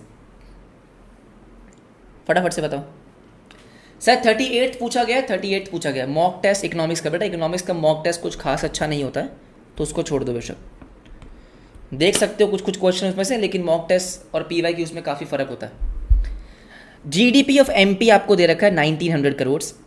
नेशनल इनकम आपको दे रखा है, तो पहले आपको जो दे रखा है वो निकाल लें, जो दे रखा है वो लिख लें।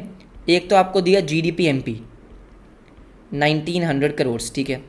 फिर आपको क्या दिया है, फिर आपको दिया है दोस्तों नेशनल इनकम विच इज़ एनएनपीएफसी 1671, ठीक है, ऑल राइट। फिर आपको दिया है एनएफआईए दैट इज़ 107। अच्छा, उसके बाद दोस्तों नेट इनडायरेक्ट टैक्सेस 210। ऐसा क्या, बहुत सारी चीज़ें आपको दे रखी है, बहुत सारी। सर पता नहीं क्यों आपके एमसीक्यू सेशन में बड़ा मजा आता है, मेरे को भी बहुत मजा आता है अपने सेशन में, मेरे को वो बहुत मजा आता है। चलो आओ एवरीबडी फटाफट से आ जाओ।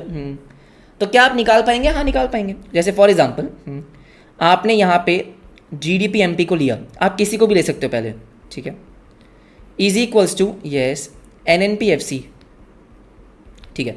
अब फॉर्मूला हम बना सकते हैं कि gross is equals to net, हाँ जी, plus depreciation, domestic equals to national plus NFIA, सही बात है। Market price is equals to factor क्लॉज प्लस एनआईटी, बस आंसर आ जाएगा आपका। क्या आपका आंसर आ जाएगा? बिल्कुल आ जाएगा सर। जीडीपी एमपी आपका 1900 है, ठीक है। एनएनपीएफसी आपका 1671 है, हाँ जी। डेप्रीसिएशन आपको निकालना है, अच्छा ठीक है। एनएफआईए आपके पास 107 है और एनआईटी आपके पास 210 है, सिंपल सी बात। 1671 107 210 यस 1988। मुझे बताओ बेटा फटाफट से बताओ एवरीबडी, मैंने कुछ गलत कर दिया क्या? क्योंकि मेरा आंसर नहीं आ रहा। क्या बात कर रहे हो सर? हाँ 1671। ओ मैंने एनएफआईए प्लस कर दिया। ए भोलू सर, आपने एनएफआईए प्लस क्यों करा? My mistake. लेकिन मैंने खुद से पता लगा लिया बेटा, ठीक है। हाँ जी, आपको डोमेस्टिक निकालना है, नेशनल में से एनएफआईए माइनस होगा ना। क्या सो रहे हो क्या तुम? बताते भी नहीं हो मेरे को, सो रहे हो क्या? हाँ जी सर, डोमेस्टिक निकालना है, अच्छा ठीक है, ऑल राइट। तो 1671 माइनस 107 प्लस 210 माइनस 1900 126, करेक्ट बात है सर। 126, हाँ जी 126, ओके, बात समझ में आ गई, ठीक है। नाउ 39th क्वेश्चन क्या बोलता है? डेप्रिसिएशन तो बेटा प्लस होगा ना, अगर ग्रॉस निकाल रहे हो तो नेट में तो प्लस होता है ना, ठीक है। पानी में क्या मिला है? मेरा डायलॉग मेरे पे, अच्छा आ जाओ। 39th की बात करेंगे। Dash is the flow of goods. बेटा गुड्स एंड सर्विस का जो फ्लो होता है उसको क्या बोलते हैं? एवरीबडी फटाफट से मुझे बताएंगे। तो बहुत सिंपल है ये, तो इसमें तो कुछ खास है नहीं। इसको बोलते हैं रियल फ्लो, है ना। जैसे मान लेते हैं मैंने आपको गुड्स बेचे, मैंने आपको सर्विसेज दी, ये रियल फ्लो है। आप मेरे को पैसा दे रहे हो या मैं आपको पैसा दे रहा हूं, वो बोलते हैं मनी का फ्लो। सर जहां पे पैसों का फ्लो होता है वो मनी का फ्लो है, हाँ जी। जहां पे गुड्स एंड सर्विस का फ्लो होता है वो रियल फ्लो है, ठीक है। नाउ 40th क्वेश्चन क्या बोलता है कि the method of national income yes measures the contribution of each producing enterprise. ऐसा नेशनल इनकम का कौन सा मेथड है जो ईच प्रोड्यूसिंग एंटरप्राइज का क्या निकलता है? कंट्रीब्यूशन, हाँ जी, इन द डोमेस्टिक टेरिटरी। बहुत ही सिंपल है, बहुत सिंपल, हाँ जी बहुत सिंपल। तो बेटा ये है आपका वैल्यू एडिड मेथड, जिसको हम क्या बोलते हैं? Product method. कि हम हर एक प्रोड्यूसिंग एंटरप्राइज का क्या निकालते हैं सर? वैल्यू एडिशन, कि उन्होंने कितना वैल्यू ऐड करा है। तो सारे प्रोड्यूसिंग एंटरप्राइज का वैल्यू एडिशन ऐड होता है, एग्जैक्टली। और तब आपका क्या आता है? ग्रॉस वैल्यू एडेड, जिसको हम बोलते हैं। तब आपका आता है जीडीपी। सिंपल सी बात है। तो product method simple. Sir value added को ही प्रोडक्ट मेथड बोलते हैं, हाँ जी बिल्कुल से। इंडस्ट्रियल ऑरिजिन मेथड भी बोलते हैं, आगे आएगा। The production of goods and services, अच्छा द प्रोडक्शन ऑफ गुड्स, अब मेरी बात सुनेंगे ध्यान से। फॉर सेल्फ कंजम्पशन, हाँ जी, इस वैल्यूड एट। आपको पता है कि जो गुड्स आपने, हाँ जी, खुद के लिए बनाए, कौन से गुड्स? प्राइमरी गुड्स होते हैं। जैसे आपने बाहर अपना कोई गार्डन में फ्रूट्स वेजिटेबल्स ग्रो करे हैं, सर वो भी हम काउंट करते हैं नेशनल इनकम में, हाँ, क्योंकि गुड्स तो प्रोड्यूस हुए ना, आपके गुड्स तो प्रोड्यूस हुए, हाँ। While calculating national income through the product method, तो बेटा उसको हम किस पे काउंट करते हैं? फटाफट से मुझे बताओ 41st का। देखो जब भी हम गुड्स एंड सर्विसेज को कंसिडर कर रहे हैं बेटा वो मार्केट प्राइस पे कंसिडर होता है। तो बेशक आपने खुद बनाए हो, किसी और ने बनाए हो, फैक्ट्री में बने हो, जहां मर्जी बने हो, सर जहां पे भी गुड्स का प्रोडक्शन होता है वो आपके मार्केट प्राइस पे होता है। हाँ जी, तभी तो उसको क्या बोलते हैं, तभी हम बोलते हैं उसको GDP MP eight market price. हाँ जी, मार्केट प्राइस। बेटा कितने घंटे का लेक्चर चलेगा, तुमको ये जानना है कि तुमको पढ़ाई करनी है। चलो फटाफट से आओ। यस 40 सेकेंड क्या बोलता है कि आइडेंटिफाइंग द प्रोड्यूसिंग एंटरप्राइज। अच्छा आपने निकाला। Classifying them into individual sectors according to the activities, मतलब हम उसको क्लासिफाई करते हैं किसमें, कि भाई ये आपका प्राइमरी सेक्टर है, सेकेंडरी सेक्टर है, टर्शरी सेक्टर है। एग्जैक्टली ठीक है। तो यहाँ पे कौन से मेथड की बात हो रही है, अगेन बहुत ही सिंपल है सर, प्रोडक्ट मेथड की बात हो रही है ना, इसमें कुछ खास नहीं था। उसके बाद 43rd क्वेश्चन क्या बोलता है, मैंने सारे कॉन्सेप्ट कवर करे हैं बेटा, ठीक है। Value added by each producing enterprise is also known as, फटाफट से बताओ। इसमें कुछ बच्चे गलती करेंगे 43 में। हाँ जी सर कुछ बच्चे बेटा 41 को, कि मैं आपको आप दोबारा क्या एक्सप्लेन करूं कि जो भी आप गुड्स प्रोड्यूस करते हो वो आपके मार्केट प्राइस पे काउंट होते हैं, ठीक है सर। 43rd एवरीवन, हाँ कुछ बच्चे ए बोल रहे हैं, कुछ बच्चे सी बोल रहे हैं। बेटा जो आप वैल्यू एडिशन निकालते हो ईच प्रोड्यूसिंग एंटरप्राइज का, उसको कहा जाता है gross value added at market price. हाँ, और जब आप सारे के सारे प्रोड्यूसिंग एंटरप्राइज के ग्रॉस वैल्यू एडेड को प्लस कर देते हो, इसका जो सम होता है, हाँ जी सारे प्रोड्यूसिंग एंटरप्राइज का सम होगा सर, उसको कहते हैं जीडीपी। ओ ऐसा, हाँ जी ऐसा। क्या बोला गया कि सर जब हम बात कर रहे हैं कि इस प्रोड्यूसिंग एंटरप्राइज ने, इस फैक्ट्री ने, हाँ जी कितने गुड्स प्रोड्यूस करे या कितनी वैल्यू एडिशन करी है, उसको बोलते हैं gross value added at market price. Everybody yes no? हाँ जी फटाफट से बोलते हैं। हाँ जी, इसका जब हम सबका टोटल कर लेंगे तब जीडीपीएमपी बोलेंगे। करेक्ट है, तो इसका आंसर क्या आ गया, ए आ गया कि value added by each producing enterprise, उसको हम क्या बोलते हैं, ग्रॉस वैल्यू एडेड। हाँ जी ग्रॉस वैल्यू एडेड। गलती मत करना बेटा, क्योंकि ये इसमें गलती हो सकती है, ठीक है। फिर बात है एक्सपेंडिचर मेथड के कुछ क्वेश्चंस पे कि the expenditure on goods and services which is meant for final consumption, अच्छा ठीक है, एंड इन्वेस्टमेंट इज कॉल्ड। फटाफट से मुझे बताओ सर, फाइनल कंजम्पशन की बात हो रही है तो उसको क्या बोलते हैं, तो ये तो अच्छा ही है सर, ये तो सिंपल है, फाइनल कंजम्पशन एक्सपेंडिचर। कि सर जो भी बेसिकली मैंने एक्सपेंडिचर करा है गुड्स एंड सर्विसेज पे, या तो मैं उसको कंज्यूम कर रहा हूँ, यस ठीक है, ऑल राइट। तो कंज्यूम करने का मतलब क्या है कि भाई आप मार्केट में गए, आपने कुछ खा लिया, फाइनल कंजम्पशन, राइट। या आपने मोबाइल फोन भी लिया, सर फाइनल कंजम्पशन, जो आपने कंज्यूम करने के लिए खर्चा किया है। अच्छा ओके, आ जाओ। फिर बात करेंगे 45th की कि what is the value of output. Sir product method का न्यूमेरिकल है, हाँ जी बिल्कुल सही, प्रोडक्ट मेथड का न्यूमेरिकल है। सारे बच्चे फटाफट से सॉल्व करेंगे। कैसे निकालते हैं, वैल्यू ऑफ आउटपुट माइनस आपका इंटरमीडिएट कंजम्पशन, आपका वैल्यू एडिशन आता है। एग्जैक्टली अगर आपको आउटपुट बोला है तो मैं आपको बताता हूं बेटा, इसको कैसे निकालते हैं कि जितने भी गुड्स की करंट ईयर में सेल्स हुई है वो आपका बना होगा, हाँ, plus opening stock minus closing stock. Sir क्या बात कर रहे हो, हाँ जी क्यों, ईयर के स्टार्टिंग में जो गुड्स थे, हाँ ऑल राइट एवरीबडी रेडी फटाफट। अच्छा सॉरी मैंने उल्टा लिख दिया ना। सर कैसी कैसी बातें कर रहे हो आप, सुनेंगे मेरी बात ध्यान से। Sir sales plus closing stock minus opening stock. Exactly, अरे मेरे को समझाते समझाते याद आ जाता है बेटा, डोंट वरी, ठीक है, क्योंकि कॉन्सेप्ट याद है ना मुझे। अब बात समझ रहे हो कि सर आपको अपने आप कैसे पता चला कि आपसे गलती हो गई है, क्योंकि मुझे कॉन्सेप्ट तो पता है ना। इधर आओ, सारे बच्चे मेरी बात सुनेंगे, सारे बच्चे मेरी बात सुनेंगे। तो क्या होता है, जो आपका ओपनिंग स्टॉक होता है वो तो करेंट ईयर में प्रोड्यूस नहीं हुआ ना। आप बात समझ रहे हो, सर वो करेंट ईयर में प्रोड्यूस हुआ क्या, नहीं, तो वो इसलिए हम क्या कर रहे हैं, माइनस कर रहे हैं सर, क्योंकि वो करेंट ईयर में प्रोड्यूस नहीं हुआ। हाँ जी बिल्कुल सही बात है। सर जो क्लोजिंग स्टॉक है वो क्या है, करेंट ईयर में प्रोड्यूस हुआ, करेक्ट बात है, इसलिए उसको प्लस करते हैं। क्या बात समझ गए, मैं इस तरीके से ध्यान रखता हूं कि भाई ओपनिंग स्टॉक तो ऐड नहीं करेंगे हम, ओपनिंग स्टॉक तो पिछले साल बना होगा, पिछले साल काउंट हो गया होगा। एग्जैक्टली, इसलिए उसको माइनस कर रहे हैं, करेक्ट बात है। तो यहां पे हमने क्या बोला, जितने भी गुड्स की आपने सेल्स कर दी, अच्छा ठीक है ऑल राइट, जो गुड्स आपके बच गए, एवरीबडी जो गुड्स आपके बच गए 2000, और पिछले साल वाले कितने थे 500, तो 41,500। Everybody yes no? हाँ जी हाँ जी हाँ जी, क्लियर हो गई ये बात, क्लियर हो गई, डोंट वरी। यस आ जाओ फटाफट से आते हैं 46 क्वेश्चन पे। 46 क्या बोलता है, sir under the value added method which of the following will be included, sir क्या इंक्लूड किया जाएगा वाइल कंप्यूटिंग नेशनल इनकम? चलो बताओ भाई बताओ, सर क्या इंक्लूड करेंगे? हाँ जी,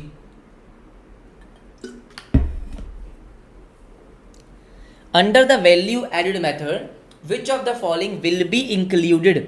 अच्छा तो देखो सर बहुत ईजी है, बहुत ईजी है। कैसे? Sale and purchase of second hand. बेटा सेकेंड हैंड गुड्स कहीं नहीं आता। सेकेंड हैंड का मतलब क्या है कि आपने गुड्स प्रोड्यूस करे थे, हाँ जी ऑलराइट, वो काउंट हो गए थे, फिर आपने उसको आगे बेच दिया, सेकेंड हैंड हो गए। बेटा जब ओरिजिनली प्रोड्यूस हुए होंगे तब काउंट हो गए होंगे, तो दोबारा काउंट नहीं करेंगे। इंटरमीडिएट गुड्स को काउंट नहीं करते हैं एग्जैक्टली, क्योंकि वो आपके फाइनल गुड्स में काउंट हो जाता है, तो इंटरमीडिएट गुड्स को काउंट नहीं करते हैं। उसके बाद है बेटा आपका production of goods for self consumption, primary goods exactly. Primary का मतलब काइंड ऑफ रॉ मटेरियल हो गया आपका, जैसे आप फ्रूट्स वेजिटेबल्स खुद से ग्रो कर रहे हो, तो उसको हम काउंट करते हैं, उसको हम काउंट करते हैं, बात खत्म। अच्छा अच्छा ऐसा क्या? ऐसा ऑलराइट। फिर बात करेंगे 47th की। 47th आपका न्यूमेरिकल क्वेश्चन है, गलत नहीं करना। ए हेलो, गलत नहीं करना, गलत नहीं करना, जल्दी आओ। राघव बेटा आपने क्या करा है? आपने अपने छोटे भाई को ट्यूशन पढ़ाई है, उस सर्विसेज दी है ठीक है ना, वो काउंट नहीं करेगी। इधर आओ। Consider the following data everybody, फटाफट से मुझे बताओ, फटाफट से बताओ। हाँ जी फटाफट से। हाँ हाउस वाइफ की सर्विसेज हो गई, करेक्ट बात है बिल्कुल। हाउस हस्बैंड की सर्विसेज हो गई, सिर्फ वाइफ की बात क्यों करो सिर्फ आप ठीक है, सुनेंगे ध्यान से एवरीबडी। जल्दी आओ जल्दी आओ, उसको हम काउंट नहीं करते हैं, उसको काउंट नहीं करते हैं। Consider the following data. अच्छा निकाल लिया, तो सबसे पहला काम आपको क्या करना होता है बेटा? आपको निकालना है वैल्यू ऑफ आउटपुट। क्या निकालना है? Value of output. तो कैसे निकालेंगे? Sales plus closing stock minus opening stock. जितने गुड्स की आपने सेल करी वो आपका काउंट हो गया, जो गुड्स आपके बच गए वो काउंट कर लिया, और लास्ट ईयर वाले गुड्स को माइनस कर दिया, तो ये आपका आ गया 20,30,000। क्या मैं सही बोल रहा हूं? अच्छा ठीक है ऑलराइट। फिर बात करेंगे, इसमें से माइनस करते हैं क्या? Intermediate consumption. अच्छा अब यहां पे बेटा इंटरमीडिएट कंजम्पशन आपको दे रखा है। सर ये रॉ मटेरियल नहीं आएगा क्या? नहीं बेटा बिल्कुल नहीं आएगा। जब आपको इंटरमीडिएट कंजम्पशन दे दिया तो इसका मतलब इसमें सब कुछ इंक्लूडेड है। क्या बोला गया? कि अगर आपको इंटरमीडिएट कंजम्पशन दिया है तो सब कुछ इंक्लूडेड है। एब्सोल्युटली यस, ठीक है ऑलराइट। तो इसका मतलब 3,20,000 आप माइनस करोगे, माइनस करोगे। अच्छा सो 20,30,000 माइनस 3,20,000 ऑलराइट 17,10,000। Simple simple. जरा मुझे बताओ ये क्या हुआ? सर ये हुआ आपका जीडीपी एमपी। या आपने जो गुड्स की वैल्यू निकाली है, गुड्स की वैल्यू को हम क्या बोलते हैं? GDP MP. आपको बोला है net value added at market price, मतलब एनडीपी एमपी निकालना है। सर नेट निकालना है, नेट निकालना है, तो बेटा क्या हम ग्रॉस में से डेप्रीसिएशन को प्लस करेंगे? ग्रॉस में डेप्रीसिएशन को प्लस करेंगे तो नेट आएगा। Everybody yes no? Sir gross में से डेप्रीसिएशन को माइनस करेंगे। मैं तो चेक कर रहा था आपको ठीक है सर, ग्रॉस में से डेप्रीसिएशन को माइनस करेंगे। हाँ जी बिल्कुल सही बात है। प्लस काय को करेंगे?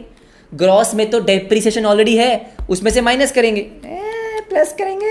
अच्छा अच्छा अच्छा ठीक है सर। डेप्रीसिएशन कहाँ है? ये रहा 60,000। 16,50,000 16,50,000। तो नेट हमको निकालना था, ग्रॉस में से हमने माइनस कर दिया, माइनस कर दिया। क्या बात समझ में आ गई? ठीक है ओके ओके ओके। फटाफट से आओ, फटाफट से आओ, फटाफट से आओ। Sir 48 question. हाँ मुझे पता है बेटा, कुछ बच्चे ना मेरे पीछे पीछे चलते रहते हैं कि सर ने बोला माइनस करेंगे तो माइनस करेंगे। हाँ आ जाओ सर 48 पे आ जाओ।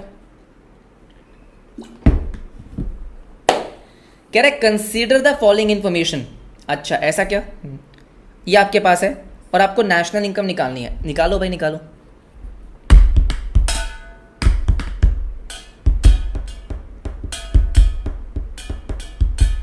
Indirect taxes. बेटा आपको मार्केट प्राइस निकालने के लिए बोला था, आपके पास मार्केट प्राइस ही होता है, तो इनडायरेक्ट टैक्स का तो यहां पे आया नहीं कुछ। ठीक है चलो चलो 48 सॉल्व करो बेटा, 48 सॉल्व करो। ज़्यादा क्वेश्चन बचे नहीं है, आधे पौने घंटे में हो जाएगा। सर बोले तो रात, अच्छा दिन तो दिन। वाह बेटा वाह ठीक है आओ आओ फटाफट से आंसर निकालो। तो बहुत सिंपल सा क्वेश्चन है। क्यों? नेशनल इनकम का मतलब होता है NNPFC। NNPFC absolutely yes. अच्छा ठीक है, आपके पास है बेटा NDP MP। NDP MP correct बात है ना। अब नेट हाँ नेशनल निकालना है तो NFIA प्लस करेंगे, करेक्ट बात है। फैक्टर कॉस्ट निकालना है तो NIT माइनस करेंगे मार्केट प्राइस में से, करेक्ट है, ठीक है। तो 77,000 ये 77,000 NFIA। अब बेटा NFIA माइनस में है तो फिर माइनस ही होगा।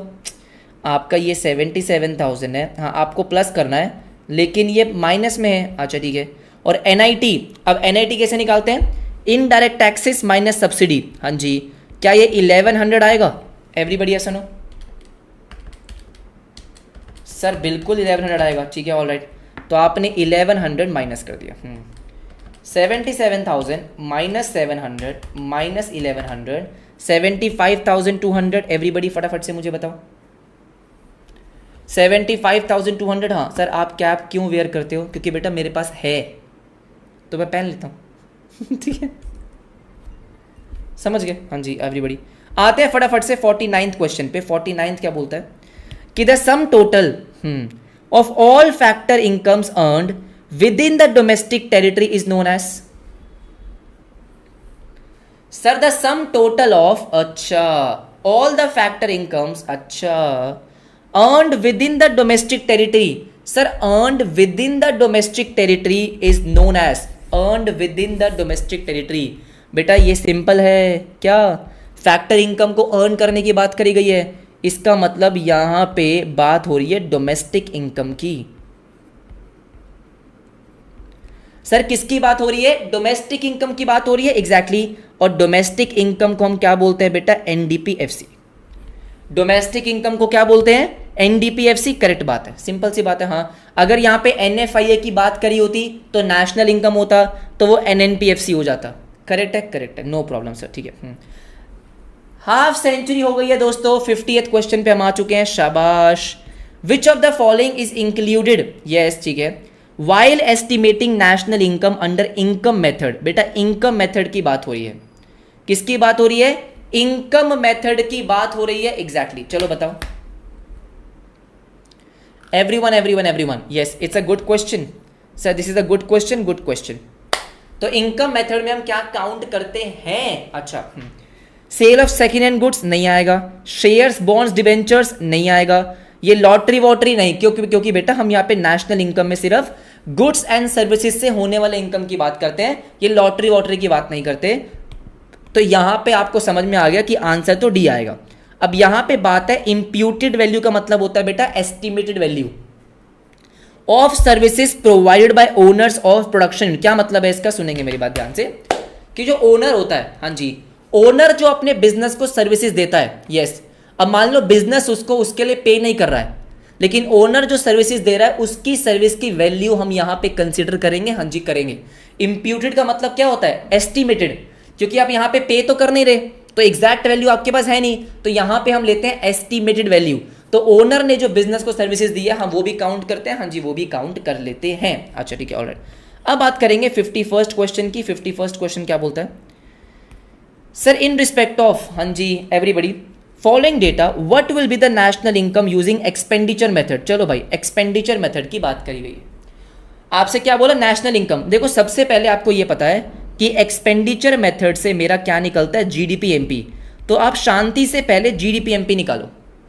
सर इनकम मेथड से निकलता है NDPFC, डोमेस्टिक इनकम, ग्रो, उसके बाद एक्सपेंडिचर मेथड और वैल्यू एडेड मेथड, उससे निकलता है GDP-MP। तो आराम से आप GDP-MP निकाल लो, ठीक है। सर क्या करना होता है, खर्चों को प्लस करना है और कुछ भी नहीं करना। Private final consumption expenditure plus कर दिया, गवर्नमेंट का खर्चा प्लस कर दिया, फिर आती है नेट डोमेस्टिक कैपिटल फॉर्मेशन। अब मेरी बात सारे बच्चे ध्यान से सुनेंगे, हमने जो पढ़ा है उसमें था बेटा आपका ग्रॉस डोमेस्टिक कैपिटल फॉर्मेशन। इसको क्या बोलते हैं कि एक तरीके से इन्वेस्टमेंट वाला खर्चा है। सर कैपिटल फॉर्मेशन का मतलब होता है इन्वेस्टमेंट। अब अगर आपको नेट दे रखा है, हाँ जी, अगर मुझे ग्रॉस लेना होगा तो क्या डेप्रीसिएशन को प्लस करेंगे, हाँ जी, लेकिन यहां पे डेप्रीसिएशन तो है ही नहीं, तो बढ़िया है भाई, फिर तो कोई दिक्कत वाली बात ही नहीं है, ठीक है। Sir net exports minus imports, sir ये भी आपका ऐड होता है, करेक्ट बात है। तो इसका मतलब क्या हो गया, कुछ नहीं है, 25,000 जो फाइनल कंजम्पशन एक्सपेंडिचर है, ठीक है। सर गवर्नमेंट का खर्चा ऐड होगा, हाँ, तो सारे सेक्टर्स का खर्चा, sir consumption expenditure, investment expenditure, yes, है ना, हाउस होल्ड का भी, बिजनेस का भी, गवर्नमेंट का भी, एक्सपोर्ट्स भी होंगे, करेक्ट है, ठीक है। तो 12,000 प्लस 6,500 करेक्ट है, प्लस 5,000। मुझे बताओ क्या ये आपका GDP-MP आ गया? Exactly 25,000 plus 12,000 plus 6,500 plus 5,000। सारे बच्चे मुझे बताओ बेटा, क्या ये 48,500 आया है? बिल्कुल आया। आपको बोला गया है NNP-FC निकालने के लिए। क्या बोला गया है? NNP-FC निकालने के लिए, एग्जैक्टली। तो मुझे बताओ बेटा सोच समझ के, GDP-MP, हाँ जी। अब अगर आपको क्या निकालना है? नेट निकालना है। क्या निकालना है? नेट निकालना है। अच्छा ठीक है, ऑल राइट। आपके पास डेप्रिसिएशन तो है ही नहीं, बहुत बढ़िया। अब आपको नेशनल निकालना है, तो क्या डोमेस्टिक में NFIA प्लस कर देंगे? NFIA प्लस कर देंगे। फैक्टर कॉस्ट निकालना है, तो क्या हम NIT माइनस करेंगे? NIT माइनस करेंगे, ठीक है। तो 48,500 प्लस 1,000 माइनस 1,500, आंसर आ गया 48,000। तो आसान क्वेश्चन था, बहुत सारे बच्चों ने सही दिया है कि सर 51 का आपका क्या आएगा? बी आएगा। हाँ जी, बी आएगा। बहुत बढ़िया, बहुत बढ़िया, बहुत ही बढ़िया। अब आ जाओ, फटाफट से आ जाओ। अगेन आपको क्या बोला है? वैल्यू एडेड मेथड से आपको निकालनी है नेशनल इनकम। तो सबसे पहले सुन लो मेरी बात ध्यान से। हाँ, वैसे तो ऑब्वियस ही बात है, यहाँ पे ये GDP-MP की जगह आप यहाँ पे NDP-MP लिख सकते हो। क्यों? क्योंकि सर यहाँ पे नेट डोमेस्टिक कैपिटल फॉर्मेशन है, करेक्ट है, लेकिन यहाँ पे डेप्रिसिएशन है ही नहीं। अगर डेप्रिसिएशन नहीं है, हाँ, तो फिर तो बेटा क्या ही करें। अब बेटा जो भी हम क्वेश्चंस कर रहे हैं वो ऑलमोस्ट आपके सारे PYQs ही हैं। कंसीडर द फॉलोइंग डेटा, और आपको निकालना है वैल्यू एडेड मेथड। अच्छा, आ जाओ फटाफट से आ जाओ। Value added method, exactly. Last के आई थिंक आपके 22 क्वेश्चंस हैं, तो अभी PYQ स्टार्ट होंगे। आ जाओ।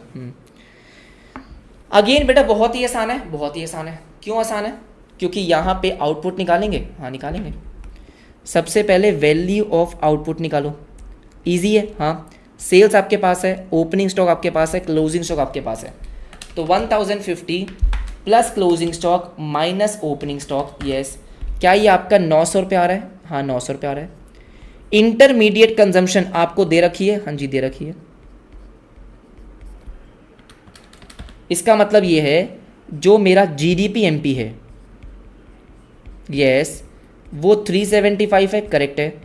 आपको चाहिए नेशनल इनकम मतलब NNP-FC, करेक्ट। तो ग्रॉस में डेप्रिसिएशन माइनस करेंगे। डेप्रिसिएशन आपको दे रखा है 225, अच्छा ठीक है।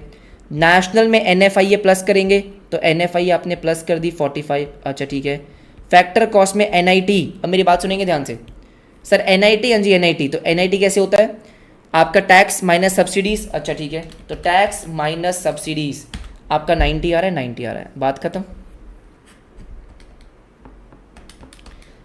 इकोनॉमिक्स की PDF बेटा सेंड नहीं होती है, मैं आपको पहले भी बता चुका हूँ। 225 प्लस 45 माइनस 90, यस। क्या ये 105 आया है? हाँ, 105 सबका आया, मुझे फटाफट से बताओ। 52 का C,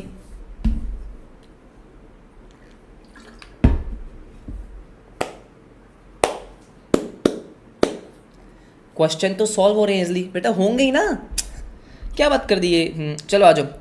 अब आपको एक्सपेंडिचर मेथड से निकालना है NNP-FC। चलो take your time everybody, no problem. हाँ, फाइनल अकाउंट्स का मैंने नहीं भेजा, फाइनल अकाउंट्स के मैं आपको भेज दूंगा, कोई दिक्कत नहीं है। चलो फटाफट से आ जाओ, फटाफट से आ जाओ। हाँ बेटा, ऐसे ही क्वेश्चन आपके एग्जाम में आते हैं, देखो। सेशंस का पर्पस है आपका कॉन्फिडेंस को बूस्ट करना, और कुछ नहीं। चलो भाई चलो।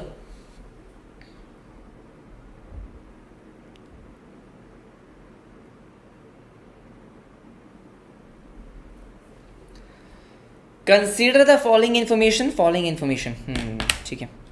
आपको निकालना है, सबसे पहले आप क्या निकालोगे बेटा? सबसे पहले आप निकालोगे GDP-MP, क्योंकि एक्सपेंडिचर मेथड है, तो वही निकालोगे, ठीक है।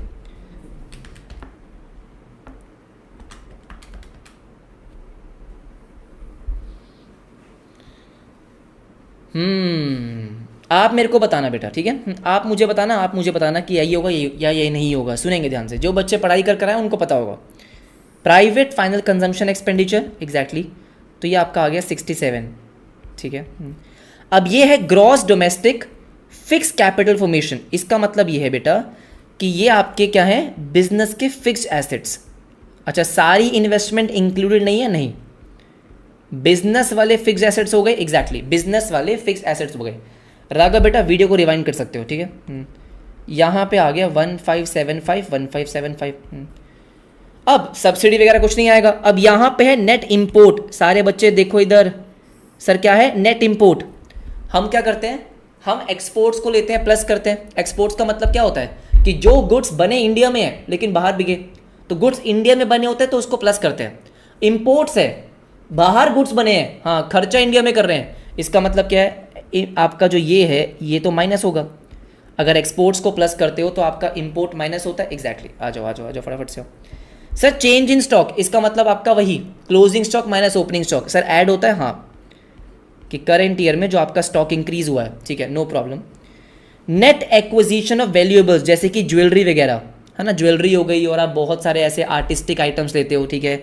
सर आपने खर्चा तो किया ना, हाँ खर्चा, सर जो भी खर्चा किया वो ऐड करने का 45, ठीक है, ऑल राइट। अब उसके बाद ये आपका आएगा GDP-MP। सारे बच्चे पहले मुझे बताओ GDP-MP कितना आ रहा है, क्या यही आपका GDP-MP आ रहा है? सारे बच्चे बताएंगे। 67 + 1575 - 90 + 135 + 45। सारे बच्चे मुझे बताओ बेटा, क्या ये 1732 आपका GDP-MP आ रहा है या मैंने कुछ गलत कर दिया? अब आते हैं NNP-FC से। अब NNP-FC के लिए क्या करेंगे? सर ये आपके पास है GDP-MP, हाँ जी। आपको नेट वैल्यू निकालनी है तो ग्रॉस में से डेप्रिसिएशन माइनस करो, ठीक है। नेशनल निकालना है तो NFIA प्लस करेंगे, सही बात है। फैक्टर कॉस्ट निकालना है तो NIT माइनस करेंगे, बस इतनी सी बात है, इतनी सी बात है। एवरीबडी सुनो, अब मेरी बात सुनो बेटा, इस क्वेश्चन में 2-3 चीज़ें बहुत अच्छी है। डेप्रिसिएशन आपको दे रखा है तो उसकी कोई दिक्कत नहीं है, 1732 माइनस, हाँ जी 135। अब मेरी बात सुनो ध्यान से, NFIA आपको प्लस करना है, लेकिन यहाँ पे दिया इनकम पेड टू अब्रॉड। बेटा वो होता है net factor income from abroad. कैसे निकालते हैं कि बाहर से जो पैसा कमाया माइनस, हाँ जी, बाहर वालों को जो पैसा दिया, जो बाहर वालों ने इंडिया से कमाया उसको माइनस करते हैं। तो यहाँ पे आपको फ्रॉम अब्रॉड नहीं दिया है, टू अब्रॉड दिया है। Sir this is to abroad, तो ये तो आपका माइनस होगा, करेक्ट बात है, -90, यस। NIT, सर NIT कैसे निकालते हैं मुझे बताओ बेटा? NIT निकालते हैं इनडायरेक्ट टैक्स, करेक्ट है, माइनस सब्सिडी, माइनस सब्सिडी। क्या क्वेश्चन में आपको इनडायरेक्ट टैक्स दिया है? नहीं, 0। सब्सिडी कितनी दी है? 450, एग्जैक्टली। तो बेटा आपका इनडायरेक्ट टैक्स जो है वो -450 हो गया। हाँ, आपको नेट इनडायरेक्ट टैक्स माइनस करना है बेटा। क्या माइनस माइनस प्लस हो जाएगा? प्लस हो जाएगा, तो आपका आंसर 1957 आएगा। अच्छा भाई, क्योंकि इनडायरेक्ट टैक्स तो है ही नहीं ना, एग्जैक्टली। तो नेट इनडायरेक्ट टैक्स आपका क्या हो गया? -450 -450। अब आपको नेट इनडायरेक्ट टैक्स माइनस करना है, तो -450, तो माइनस माइनस प्लस हो गया 1957। हाँ, it was a good question sir, good question, good question, ठीक है। Now yes, 54th question exam में काफ़ी बार आ चुका है, काफ़ी बार आ चुका है, काफ़ी बार आ चुका है। क्या बोलता है कि इन प्रिपरेशन ऑफ, अच्छा ठीक है, आ जाओ आ जाओ आ जाओ। 135 एंड 45 बेटा, 135 इसका मतलब बेटा आपको एक्सपेंडिचर मेथड को रिवाइज करने की जरूरत है। एक्सपेंडिचर मेथड में चेंज इन स्टॉक आपका ऐड होता है ना, ईयर के एंड में जो क्लोजिंग स्टॉक है माइनस ओपनिंग स्टॉक, उसको ऐड करते हैं, इन्वेंट्री इन्वेस्टमेंट बोलते हैं इसको, ठीक है। सबसे पहले आप फटाफट से किस पे, 54th पे कि सर सर्टेन एक्टिविटीज जैसे कि रेलवेज, कम्युनिकेशन, हाँ जी, दैट कट अक्रॉस स्टेट। ऐसी बहुत सारी एक्टिविटीज है जो मल्टीपल स्टेट्स में फैल जाती है। अच्छा, economic contributions can not be assign to any one state directly. जैसे ट्रेन है, हाँ, अब ट्रेन हरियाणा से निकलती हुई अच्छा राजस्थान जा रही है फॉर एग्जाम्पल, तो सर मल्टीपल स्टेट्स में जा रही है, एग्जैक्टली। तो ट्रेन का जो आपका रेवेन्यू आ रहा है या जो भी आ रहा है सर, वो किस में काउंट होगा? तो बेटा ऐसे सेक्टर्स को बोलते हैं सुपरा रीजनल सेक्टर्स। क्या बोलते हैं? सुपरा रीजनल सेक्टर्स। ये सब बच्चों को पता ही था, शाबाश, ठीक है। नाउ MCQ स्टार्ट हो चुके हैं आपके PYQs वाले, मैं आपको बता दूं, आई थिंक 54 से स्टार्ट हुए हैं। 54 के बाद सारे के सारे आपके क्या है? सारे के सारे आपके नहीं बेटा, फर्स्ट और सी सेम नहीं है भोलू, ये सुपर है, ये सुपरा है, ठीक है, चश्मा लगाओ, इधर आओ। 55 क्या बोलता है कि अगर GDP डिफ्लेटर आपका 140.75 है 220 में, 221 में इतना है, तो आपको इन्फ्लेशन का रेट निकालना है। बेटा बहुत सिंपल सी बात है। इसका मीनिंग क्या होता है कि जो चीज़ 2020 में 140.75 की थी, 2021 में 157.33 की हो गई। इन्फ्लेशन निकालना बहुत ईजी है सर, 157.33 एग्जैक्टली -140.75। अब क्योंकि परसेंटेज में निकालना होता है, तो जो हमारा बेस है पहले वाला साल उसको हम नीचे रखते हैं, मल्टीप्लाई बाय 100, सिंपल सी बात है। तो 157.33 minus 140.75 divide by 140.75 into 100 exactly, तो ये आपका आ गया 11.78%। क्या सबने सी बोला है? शाबाश शाबाश शाबाश, सबने सी बोला है, वेरी गुड बेटा, वेरी गुड। अब बात करेंगे 56th क्वेश्चन की। क्या बोलता है? अगर जीडीपी एट एमपी आपका 6700 है, ठीक है, डेप्रिसिएशन आपका 530 करोड़ है, तो आपका एनडीपी एमपी कितना होगा? बेटा ये एग्जाम के क्वेश्चन हैं। अब कुछ अगर आपको क्वेश्चन आसान लग रहे हैं तो एग्जाम वाले हैं, मैंने अपने वाले क्वेश्चंस करवा दिए है ना, जो अच्छे क्वेश्चन थे। ये सब अगर जो क्वेश्चन आपको इजी लग रहे हैं, मुश्किल लग रहे हैं, जैसे भी है, सब एग्जाम वाले क्वेश्चन हैं, ठीक है। तो क्या बोला गया? सर जीडीपी एमपी है, हाँ जी, और एनडीपी निकालना है, तो ग्रॉस में से बेटा डेप्रिसिएशन को माइनस करेंगे, हाँ जी माइनस करेंगे, तो सिंपल 6170 इजी, ठीक है। कह रहा है what does disposable personal income represent? चलो बताओ, टोटल आई थिंक 77 है, तो हमारे 20 क्वेश्चंस रह गए, फटाफट से बताओ। Sir what does disposable personal income represent? Disposable personal income क्या रिप्रेजेंट करती है? बहुत बढ़िया सर, वो पैसा जो इंडिविजुअल्स के पास है खर्च करने के लिए, सेविंग्स करने के लिए। The income individuals have for consumption और सेविंग्स, एब्सोल्युटली यस। ए क्यों नहीं है बेटा? यहां लिखा before taxes, disposable income is after taxes. क्या बोला मैंने?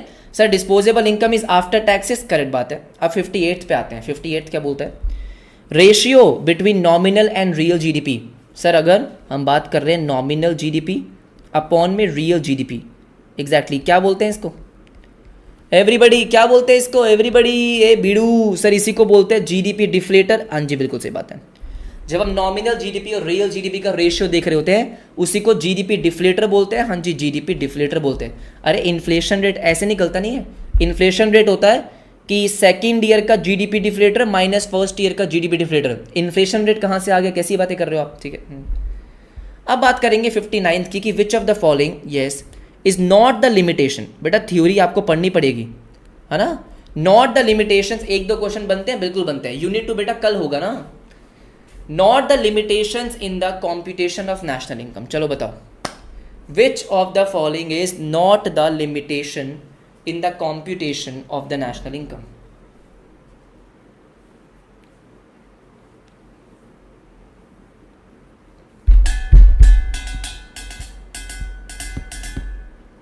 सबने बोला डी, शाबाश। क्यों बेटा? ये तो उल्टा आपका एडवांटेज है ना। This is not the limitation कि क्वालिटी इंप्रूवमेंट्स। हाँ जी सर, ये लिमिटेशन की बात ही नहीं कर रहा। पहले के अगर आप 3 देखते हो कि हाँ ट्रांसफर पेमेंट्स की इशू आता है, ट्रांसफर पेमेंट्स निकाल नहीं पाते हम ढंग से, ठीक है, ऑल राइट। ड्यूरेबल गुड्स की सर्विसेज था, तो जो भी है ये आपका थ्योरी पॉइंट है, इसमें मैं ज़्यादा एक्सप्लेन करूंगा नहीं इस टाइम पे। आराम से पढ़ोगे तो आपको दिखेगा कि ये लिमिटेशन में नहीं है सर, ये लिमिटेशन में नहीं है। Quality improvements due to technological innovations, तो ये लिमिटेशन कैसे हो गया, ठीक है। आ जाओ फिर बात करते हैं 60th क्वेश्चन की। 60th क्या बोलता है? हाँ जी, विच मेथड मेजर्स, अच्छा which method measures the contribution of each producing enterprise. बेटा ये आपके एग्जाम का क्वेश्चन है। जैसे ही आपने पढ़ा, क्या पढ़ा sir? Contribution of each producing enterprise, हमने टिक लगा दिया किसको? वैल्यू एडेड मेथड को, जो आपका प्रोडक्ट मेथड होता है, एग्जैक्टली। तो इसमें तो कुछ खास पढ़ने की जरूरत भी नहीं थी। 61st question is very nice, very nice, इसको ध्यान से बताना। कह रहे Joseph had a shoe company in US, profits earned from its manufacturing unit operating in India will come under. Company बेटा यूएस की है, इंडिया में एक मैन्युफैक्चरिंग यूनिट है उसका। अच्छा ठीक है, तो जरा बताओ, profit earned from manufacturing unit operating in India will come under. सोच समझ के जवाब देना बेटा। 61st का जो बच्चा बी बोल रहा है, या तो पढ़ नहीं रहे ऑप्शन को आप। सर रेसिडेंट कहाँ का है? यूएस का, तो नेशनल इनकम की किस में काउंट होगा? यूएस की नेशनल इनकम में काउंट होगा। इंडिया में हाँ जी पैसा कमाया गया, इंडिया की डोमेस्टिक इनकम में काउंट होगा, एग्जैक्टली। मुझे बताओ, क्या ये इंडिया की नेशनल इनकम में काउंट होगा? नहीं सर, नेशनल इनकम में क्या काउंट होता है? जो इंडियन रेसिडेंट्स, इंडियन रेसिडेंट जो बाहर से पैसा कमा रहे हैं, ये इंडियन रेसिडेंट नहीं है, इसकी कंपनी यूएस में है, तो यूएस रेसिडेंट हो गया ये। इसका मतलब क्या है कि इंडिया की जीडीपी में काउंट होगा, क्योंकि इंडिया की डोमेस्टिक टेरिटरी में गुड्स बने हैं। लेकिन यूएस के जीएनपी में काउंट होगा, नेशनल इनकम, नेशनल में, है ना। नेशनल में हम क्या काउंट करते हो, एनएफआईए। तो यूएस में जब जीएनपी निकालोगे तो इंडिया से जो पैसा कमाया गया वो काउंट करते हैं, हाँ जी, उसी को बोलते हैं factor income from abroad. US के लिए इंडिया में जो पैसा कमाया जा रहा है उसको बोलते हैं factor income from abroad. Absolutely yes, ठीक है, ऑलराइट। अब बात करेंगे किसका, अब बात करेंगे 62 का। The value of all the final goods. बेटा देखो, हाँ मेरा क्वेश्चन नहीं है, एग्जाम का क्वेश्चन है।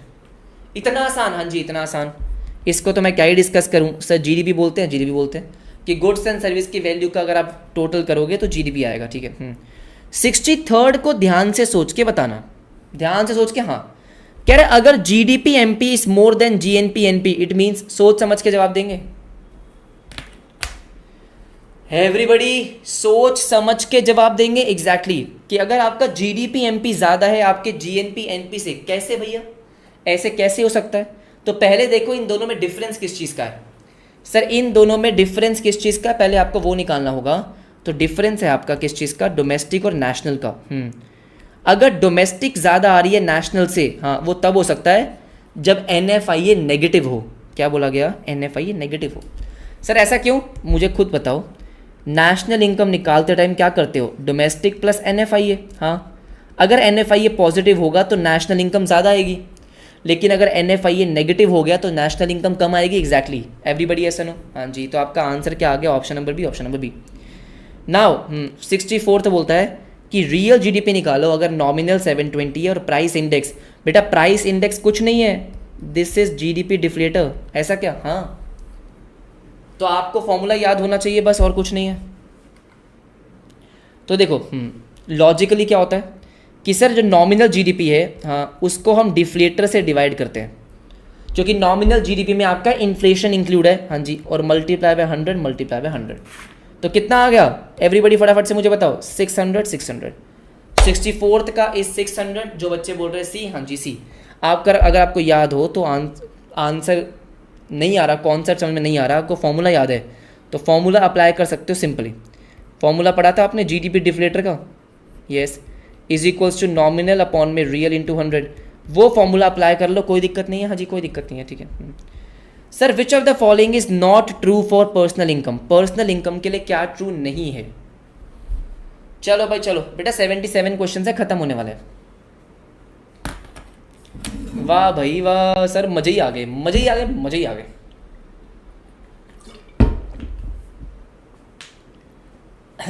Sixty fifth question everyone. तो देखो sir this is the income received by household sector, ये तो सही है। एनपीएस इसमें इंक्लूड होता है, बिल्कुल सही बात है, यस। सर जो थर्ड ऑप्शन है, actual current income received of person only from the productive activities, नहीं, क्यों, क्योंकि इसमें ट्रांसफर इनकम भी आती है। सर यहां लिखा है प्रोडक्टिव एक्टिविटी, इसको बोलते हैं फैक्टर इनकम। तो क्या आपके पर्सनल इनकम में सिर्फ फैक्टर इनकम आती है, गलत, हाँ जी गलत, ठीक है। अब उसके बाद 66 को ध्यान रखना बेटा, शायद आपने ना पढ़ा हो कि प्रोडक्ट मेथड का यस एक और नाम भी है। क्या नाम है उसका एवरीबडी, यूनिट 2 कल करेंगे बेटा, 2 घंटे की क्लास कर सकता हूँ मैं इस टाइम पे ना, मुझे अकाउंट्स की क्लास भी लेनी है 12 बजे। चलो चलो फटाफट से मेरी बात बताओ। यस सर क्या है, ध्यान रखना इसको, इंडस्ट्रियल ओरिजिन मेथड। सर आपके प्रोडक्ट मेथड का एक और नाम है जिसका नाम क्या है, industrial origin method, absolutely yes, है ना, ध्यान रखना।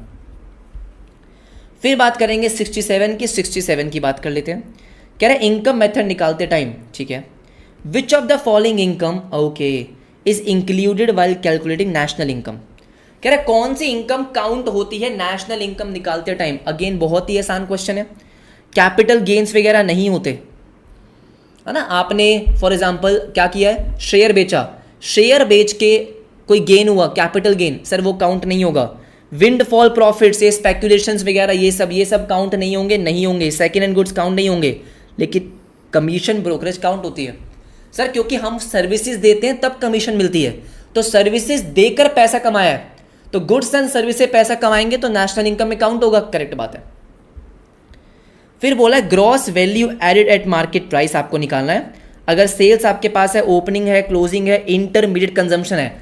हमने कैसे कैसे न्यूमेरिकल की प्रैक्टिस करी है और ये एग्जाम में कैसे कैसे क्वेश्चन पूछ रहा है, बताओ। सर ये ऐसे कैसे चलेगा, इतने आसान क्वेश्चन पूछ रहा है फिर भी बच्चों के मार्क्स नहीं आते। ठीक है, तो मेरी बात सुनेंगे ध्यान से। सबसे पहले आउटपुट की बात करते हैं। 750 यस, क्लोजिंग स्टॉक 200, ओपनिंग 300। ठीक है, 750 हाँ प्लस 200 माइनस 300, सर ये आपका 650 आएगा। इंटरमीडिएट कंजम्पशन आपकी 250 है। अरे भैया इतना इजी कैसे है ये, इतना इजी। ठीक है आ जाओ। 69th बताओ भाई बताओ, ये क्या पूछ रहा है ये, एवरीबडी फटाफट से आ जाओ। क्या पूछ रहा है मुझसे, ये कह रहा है विंडफॉल, सॉरी विंडफॉल प्रॉफिट कह रहा हूँ सर। नॉमिनल जीडीपी इज, फटाफट से बताओ।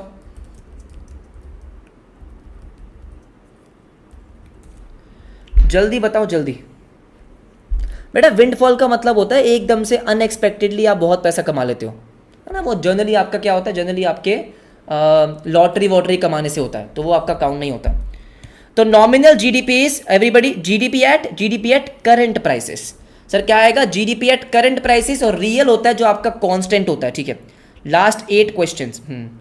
Sir which of the following, हम पहले भी पढ़ चुके हैं। Responsible for compilation of national account statistics. National account statistics everybody फटाफट से बताओ। हाँ मजा तो आ गया, करेक्ट बात है। इसलिए मैंने बोला बेटा इको के एमटीपी में आप इतना सोचो मत। हाँ कुछ क्वेश्चन हमारे बहुत ही बेकार होते हैं, पीवाईक्यूज बहुत इजी होते हैं। Sir CSO central statistical organisation, हमने पहले भी पढ़ा था, तो इसमें कोई दिक्कत वाली बात नहीं है। एग्जाम में आया था तो मैंने यहाँ पे डाल दिया। आ जाओ। फिर बात करते हैं सर किसकी, which of the following is not a significance and usefulness. नेशनल इनकम की यूजफुलनेस क्या नहीं है सर, क्या नहीं है। हाँ जी, business use it to forecast future demand, बिल्कुल सही बात है। अगर मेरे इकोनॉमी की नेशनल इनकम बढ़ रही है तो मेरे को ऐसा फील आता है कि हाँ लोग पैसा कमा रहे हैं, मेरे गुड्स की डिमांड बढ़ेगी, तो ये तो ठीक है, कोई दिक्कत नहीं है। सेक्टर वाइज कॉम्पोजिशन, एग्जैक्टली कि कौन से सेक्टर ने कितना पैसा कमाया, primary sector, secondary sector, tertiary sector, सही बात है। Assist in making policies related to inflation, absolutely yes. Sir inflation से रिलेटेड आपको अगर पॉलिसी बनानी है तो आप ये नेशनल इनकम का डेटा यूज करते हो, एग्जैक्टली सर। लेकिन किंतु परंतु इधर आओ, हाँ जी डी नहीं आएगा। Assist in making policy population growth, अरे भैया नेशनल इनकम का डेटा और पॉपुलेशन ग्रोथ क्या कनेक्शन है हाँ है ना सर, पॉपुलेशन ग्रोथ कहां से आ गया इसमें, करेक्ट है। अब बेटा 72nd क्वेश्चन, गलती नहीं करना, आपको थर्ड ईयर का इन्फ्लेशन का रेट बताना है। क्या बताना है, थर्ड ईयर का इन्फ्लेशन रेट बताना है, तो काफी आसान है। चलो बताओ भाई बताओ, एवरीबडी 73rd और 72 पूछा गया, 72 पूछा गया, 72 एवरीबडी। अब मेरी बात सुनो, ये आपका जीडीपी डिफ्लेटर है, यस। इसका मतलब क्या है सर, जीडीपी डिफ्लेटर का मतलब ये है कि जो चीज़ 100 रुपये की थी, हाँ जी, अब वो 144 की हो गई, और लास्ट ईयर 125 की थी। तो अगर आपको ईयर 3 का निकालना है तो आप क्या करते हो, पिछले साल से कंपेयर करते हो। 144 की हो गई, पहले 125 की थी, तो ये आपका इन्फ्लेशन हो गया। और रेट निकालने के लिए आप डिवाइड करते हो बेस ईयर, मतलब पहले वाले साल से, मल्टीप्लाई बाय 100। अच्छा, इसका मतलब 144 माइनस 125 अपॉन में 125, यस। मुझे बताओ बेटा क्या 15.2% आ रहा है, क्या सबका 15.2% आ रहा है 72 का, शाबाश, ठीक है। Now the amount of money in the hands of individual available for consumption, जहां पे ये बात आ गई कि वो पैसा जो आपके पास अवेलेबल है कंज्यूम करने के लिए, तो भाइयों और बहनों disposable personal income, absolutely yes. क्या बोलते हैं उसको, डिस्पोजेबल पर्सनल इनकम। अब बात करेंगे 74th की, विच of the following is included in the calculation of personal income under the concept of national income. तो भैया पर्सनल इनकम में क्या क्या काउंट होगा,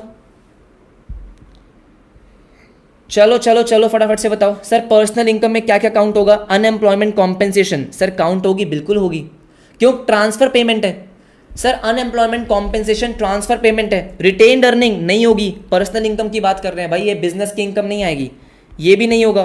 कॉन्ट्रीब्यूशन टूवर्ड्स सोशल सिक्योरिटी, बेटा बात ऐसी है, हाँ हम यहाँ पे बात कर रहे हैं इंडिविजुअल्स की, किसकी बात कर रहे हैं, इंडिविजुअल्स की, एग्जैक्टली। तो यहाँ पे आपका ट्रांसफर पेमेंट काउंट होता है, हाँ जी काउंट होता है, बात तो सही है। तो बहुत आसान है, बहुत आसान है, कोई दिक्कत वाली बात नहीं है, ठीक है। अब आते हैं 75th क्वेश्चन पे। 75th क्या बोलता है, which of the following is true in relation to private income under the concept of national income. हाँ जी sir, which of the following is true in relation with private income under the concept of national income? Exactly, जल्दी बताओ जल्दी बताओ। Unemployment बेटा, क्योंकि unemployment मतलब कि जो लोग अनएम्प्लॉयड हैं गवर्नमेंट उनको कॉम्पेंसेशन दे रही है, तो ये ट्रांसफर पेमेंट है। पैसा मिल रहा है कहीं से मिल रहा हो, पर आपके पर्सनल इनकम में काउंट होता है, ठीक है। तो देखो कह रहे it is personal income adjusted by inflation, बिल्कुल गलत बात है। Personal income plus personal income tax, ये तो डिस्पोजेबल इनकम हो गई। तो कह रहे it is the income, yes, factor और ट्रांसफर। हाँ, प्राइवेट इनकम में भी आपकी सारी इनकम्स आती है, accrued to private sector from all the sources within the country. Exactly sir, मेरे को एक बात बताओ, यहाँ पे बस एक चीज़ खराब लिखी है, क्या? With in the country only. क्यों? जो पैसा बेटा आपको बाहर से मिला है वो भी काउंट होता है। क्या बात कर रहे हो? एग्जैक्टली सर, अगर मान लो आपको बाहर से कोई स्कॉलरशिप मिली है, बाहर से कोई डोनेशन मिला, बाहर से कुछ भी मिला, सर वो भी काउंट होगा, विद इन द कंट्री नहीं होगा सिर्फ। एवरीबडी सुनो, तो इसका मतलब इट इज इनकम, फैक्टर और ट्रांसफर दोनों प्राइवेट सेक्टर को। प्राइवेट सेक्टर का मतलब समझ गए कि यहां पे आपका बिजनेस भी आ गया, हाउस होल्ड सेक्टर भी आ गया, from all sources. Exactly, important क्या है? ऑल सोर्सेज, जहां मर्जी से मिल रहा हो, जो पैसा आपको मिल रहा है, एग्जैक्टली वो सब यहां पे काउंट होता है, ठीक है। लास्ट के दो क्वेश्चन बेटा 76 एग्जाम में थोड़ा मिसप्रिंट होके आया था, तो मैंने इसको थोड़ा सा ठीक कर दिया है। तो 76 क्वेश्चन देखेंगे और मुझे बताएंगे। तो यहाँ पे क्या है, आ जाओ फटाफट से हो। तो यहाँ पे बेसिक प्राइस, तो आपको पता है बेसिक प्राइस का एक कॉन्सेप्ट है आप में, हाँ जी, फैक्टर कॉस्ट और मार्केट प्राइस के बीच का कॉन्सेप्ट। सर फैक्टर कॉस्ट और मार्केट प्राइस के बीच का कॉन्सेप्ट, उसको हमने क्या बोला? Basic price. सर यहाँ पे डिवीजन होता है आपके प्रोडक्ट टैक्स का और प्रोडक्शन टैक्स का, प्रोडक्ट सब्सिडी का और प्रोडक्शन सब्सिडी का। अब बात समझो, हाँ जी। तो बेसिक प्राइस कैसे निकलता है? हम इसमें प्रोडक्शन का टैक्स लेते हैं, प्रोडक्शन सब्सिडी लेते हैं। मार्केट प्राइस जब निकालते हैं उसमें हम सारे टैक्स और सारी सब्सिडी दे लेंगे। अच्छा ठीक है, तो इसका आंसर क्या है? ऑप्शन नंबर डी, कि जितना भी आपका फैक्टर कॉस्ट आ रहा है इसमें प्रोडक्शन टैक्स को प्लस करो और प्रोडक्शन सब्सिडी माइनस करो। देखो बहुत सिंपल सी बात होती है, ठीक है। अब अगर मेरा ये पास बेसिक प्राइस आया, अब इसमें अगर मैं प्लस कर दूंगा प्रोडक्ट का टैक्स, करेक्ट बात है, प्रोडक्ट की सब्सिडी, तो वो आपका मार्केट प्राइस हो जाएगा, करेक्ट है, ठीक है। Sir which of the following is indicator of the standard of living of a country? Sir standard of living of the country, हाँ जी। तो बात ऐसी है सर, ये हमने पढ़ा है, बिल्कुल पढ़ा है, और ये था आपका पर कैपिटा जीडीपी।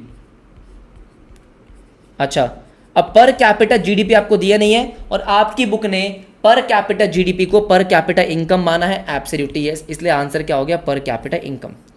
सर एक ही बात है, एक बात होती नहीं है वैसे तो, लेकिन आपके बुक ने एक सिंपल से कॉन्सेप्ट को बता रखा है कि per capita GDP per capita income same है। हाँ जी सेम है। तो मेरी बात सुनेंगे ध्यान से, यूनिट 1 की हो गई बल्ले बल्ले। एग्जैक्ट मैंने 2 घंटे लिए होंगे, 2 घंटे से कम ही लिए है ना सर। 2 घंटे से कम में हमने नेशनल इनकम के सारे अच्छे क्वेश्चंस कर लिए, प्लस साथ साथ में कॉन्सेप्ट भी रिवाइज कर लिए। मुझे लगता है कि बढ़िया था sir, it was a good session. I hope आपको यूजफुल लगा होगा। 1 घंटे बाद आपसे अकाउंट्स की क्लास में मिलेंगे, है ना। 52 कोई बच्चा बहुत देर से बोल रहा है, 52 क्या बेटा? 52 आप आराम से न्यूमेरिकल्स पहले 16 सा सॉल्व कर लो आप, क्योंकि आसान क्वेश्चन है ये, है ना। आप एक बार कॉन्सेप्ट रिवाइज कर लो कि आपको पहले आउटपुट निकालना है और उसमें से आपको इंटरमीडिएट कंजप्शन माइनस करनी है। तो 52 में कुछ नहीं है। चलो ओके गाइस, हाँ जी, मेक श्योर आप वीडियो को लाइक करेंगे, मुझे पता है आप करेंगे ही, हाँ जी करेंगे ही। अच्छा ठीक है, और क्या करोगे? कमेंट कर देना कि सर नेशनल इनकम की हो गई बल्ले बल्ले। क्या लिखेंगे? Sir national income. हाँ इनफैक्ट हमने तो आज 15 मिनट्स लेट स्टार्ट किया था, तो 1 आवर 45 मिनट्स में ही हमारा नेशनल इनकम हो गया। बहुत ही बढ़िया, बहुत बढ़िया, बहुत बढ़िया। ठीक है, हाँ 12 बजे मिलते हैं आपसे। एब्सोल्युटली यस, 12 बजे आपसे मिलेंगे। And yes, thank you so much everybody, thank you so much for all the wishes, है ना। बहुत अच्छा लगता है जब आप विश करते हो। Thank you so much guys, and मिलते हैं आपसे 12 बजे। ठीक है, ब्रेकफास्ट वगैरह कर लो और फिर अकाउंट्स में इनकम्प्लीट रिकॉर्ड्स की प्रैक्टिस करेंगे। हाँ जी, bye everyone, bye bye bye bye bye bye.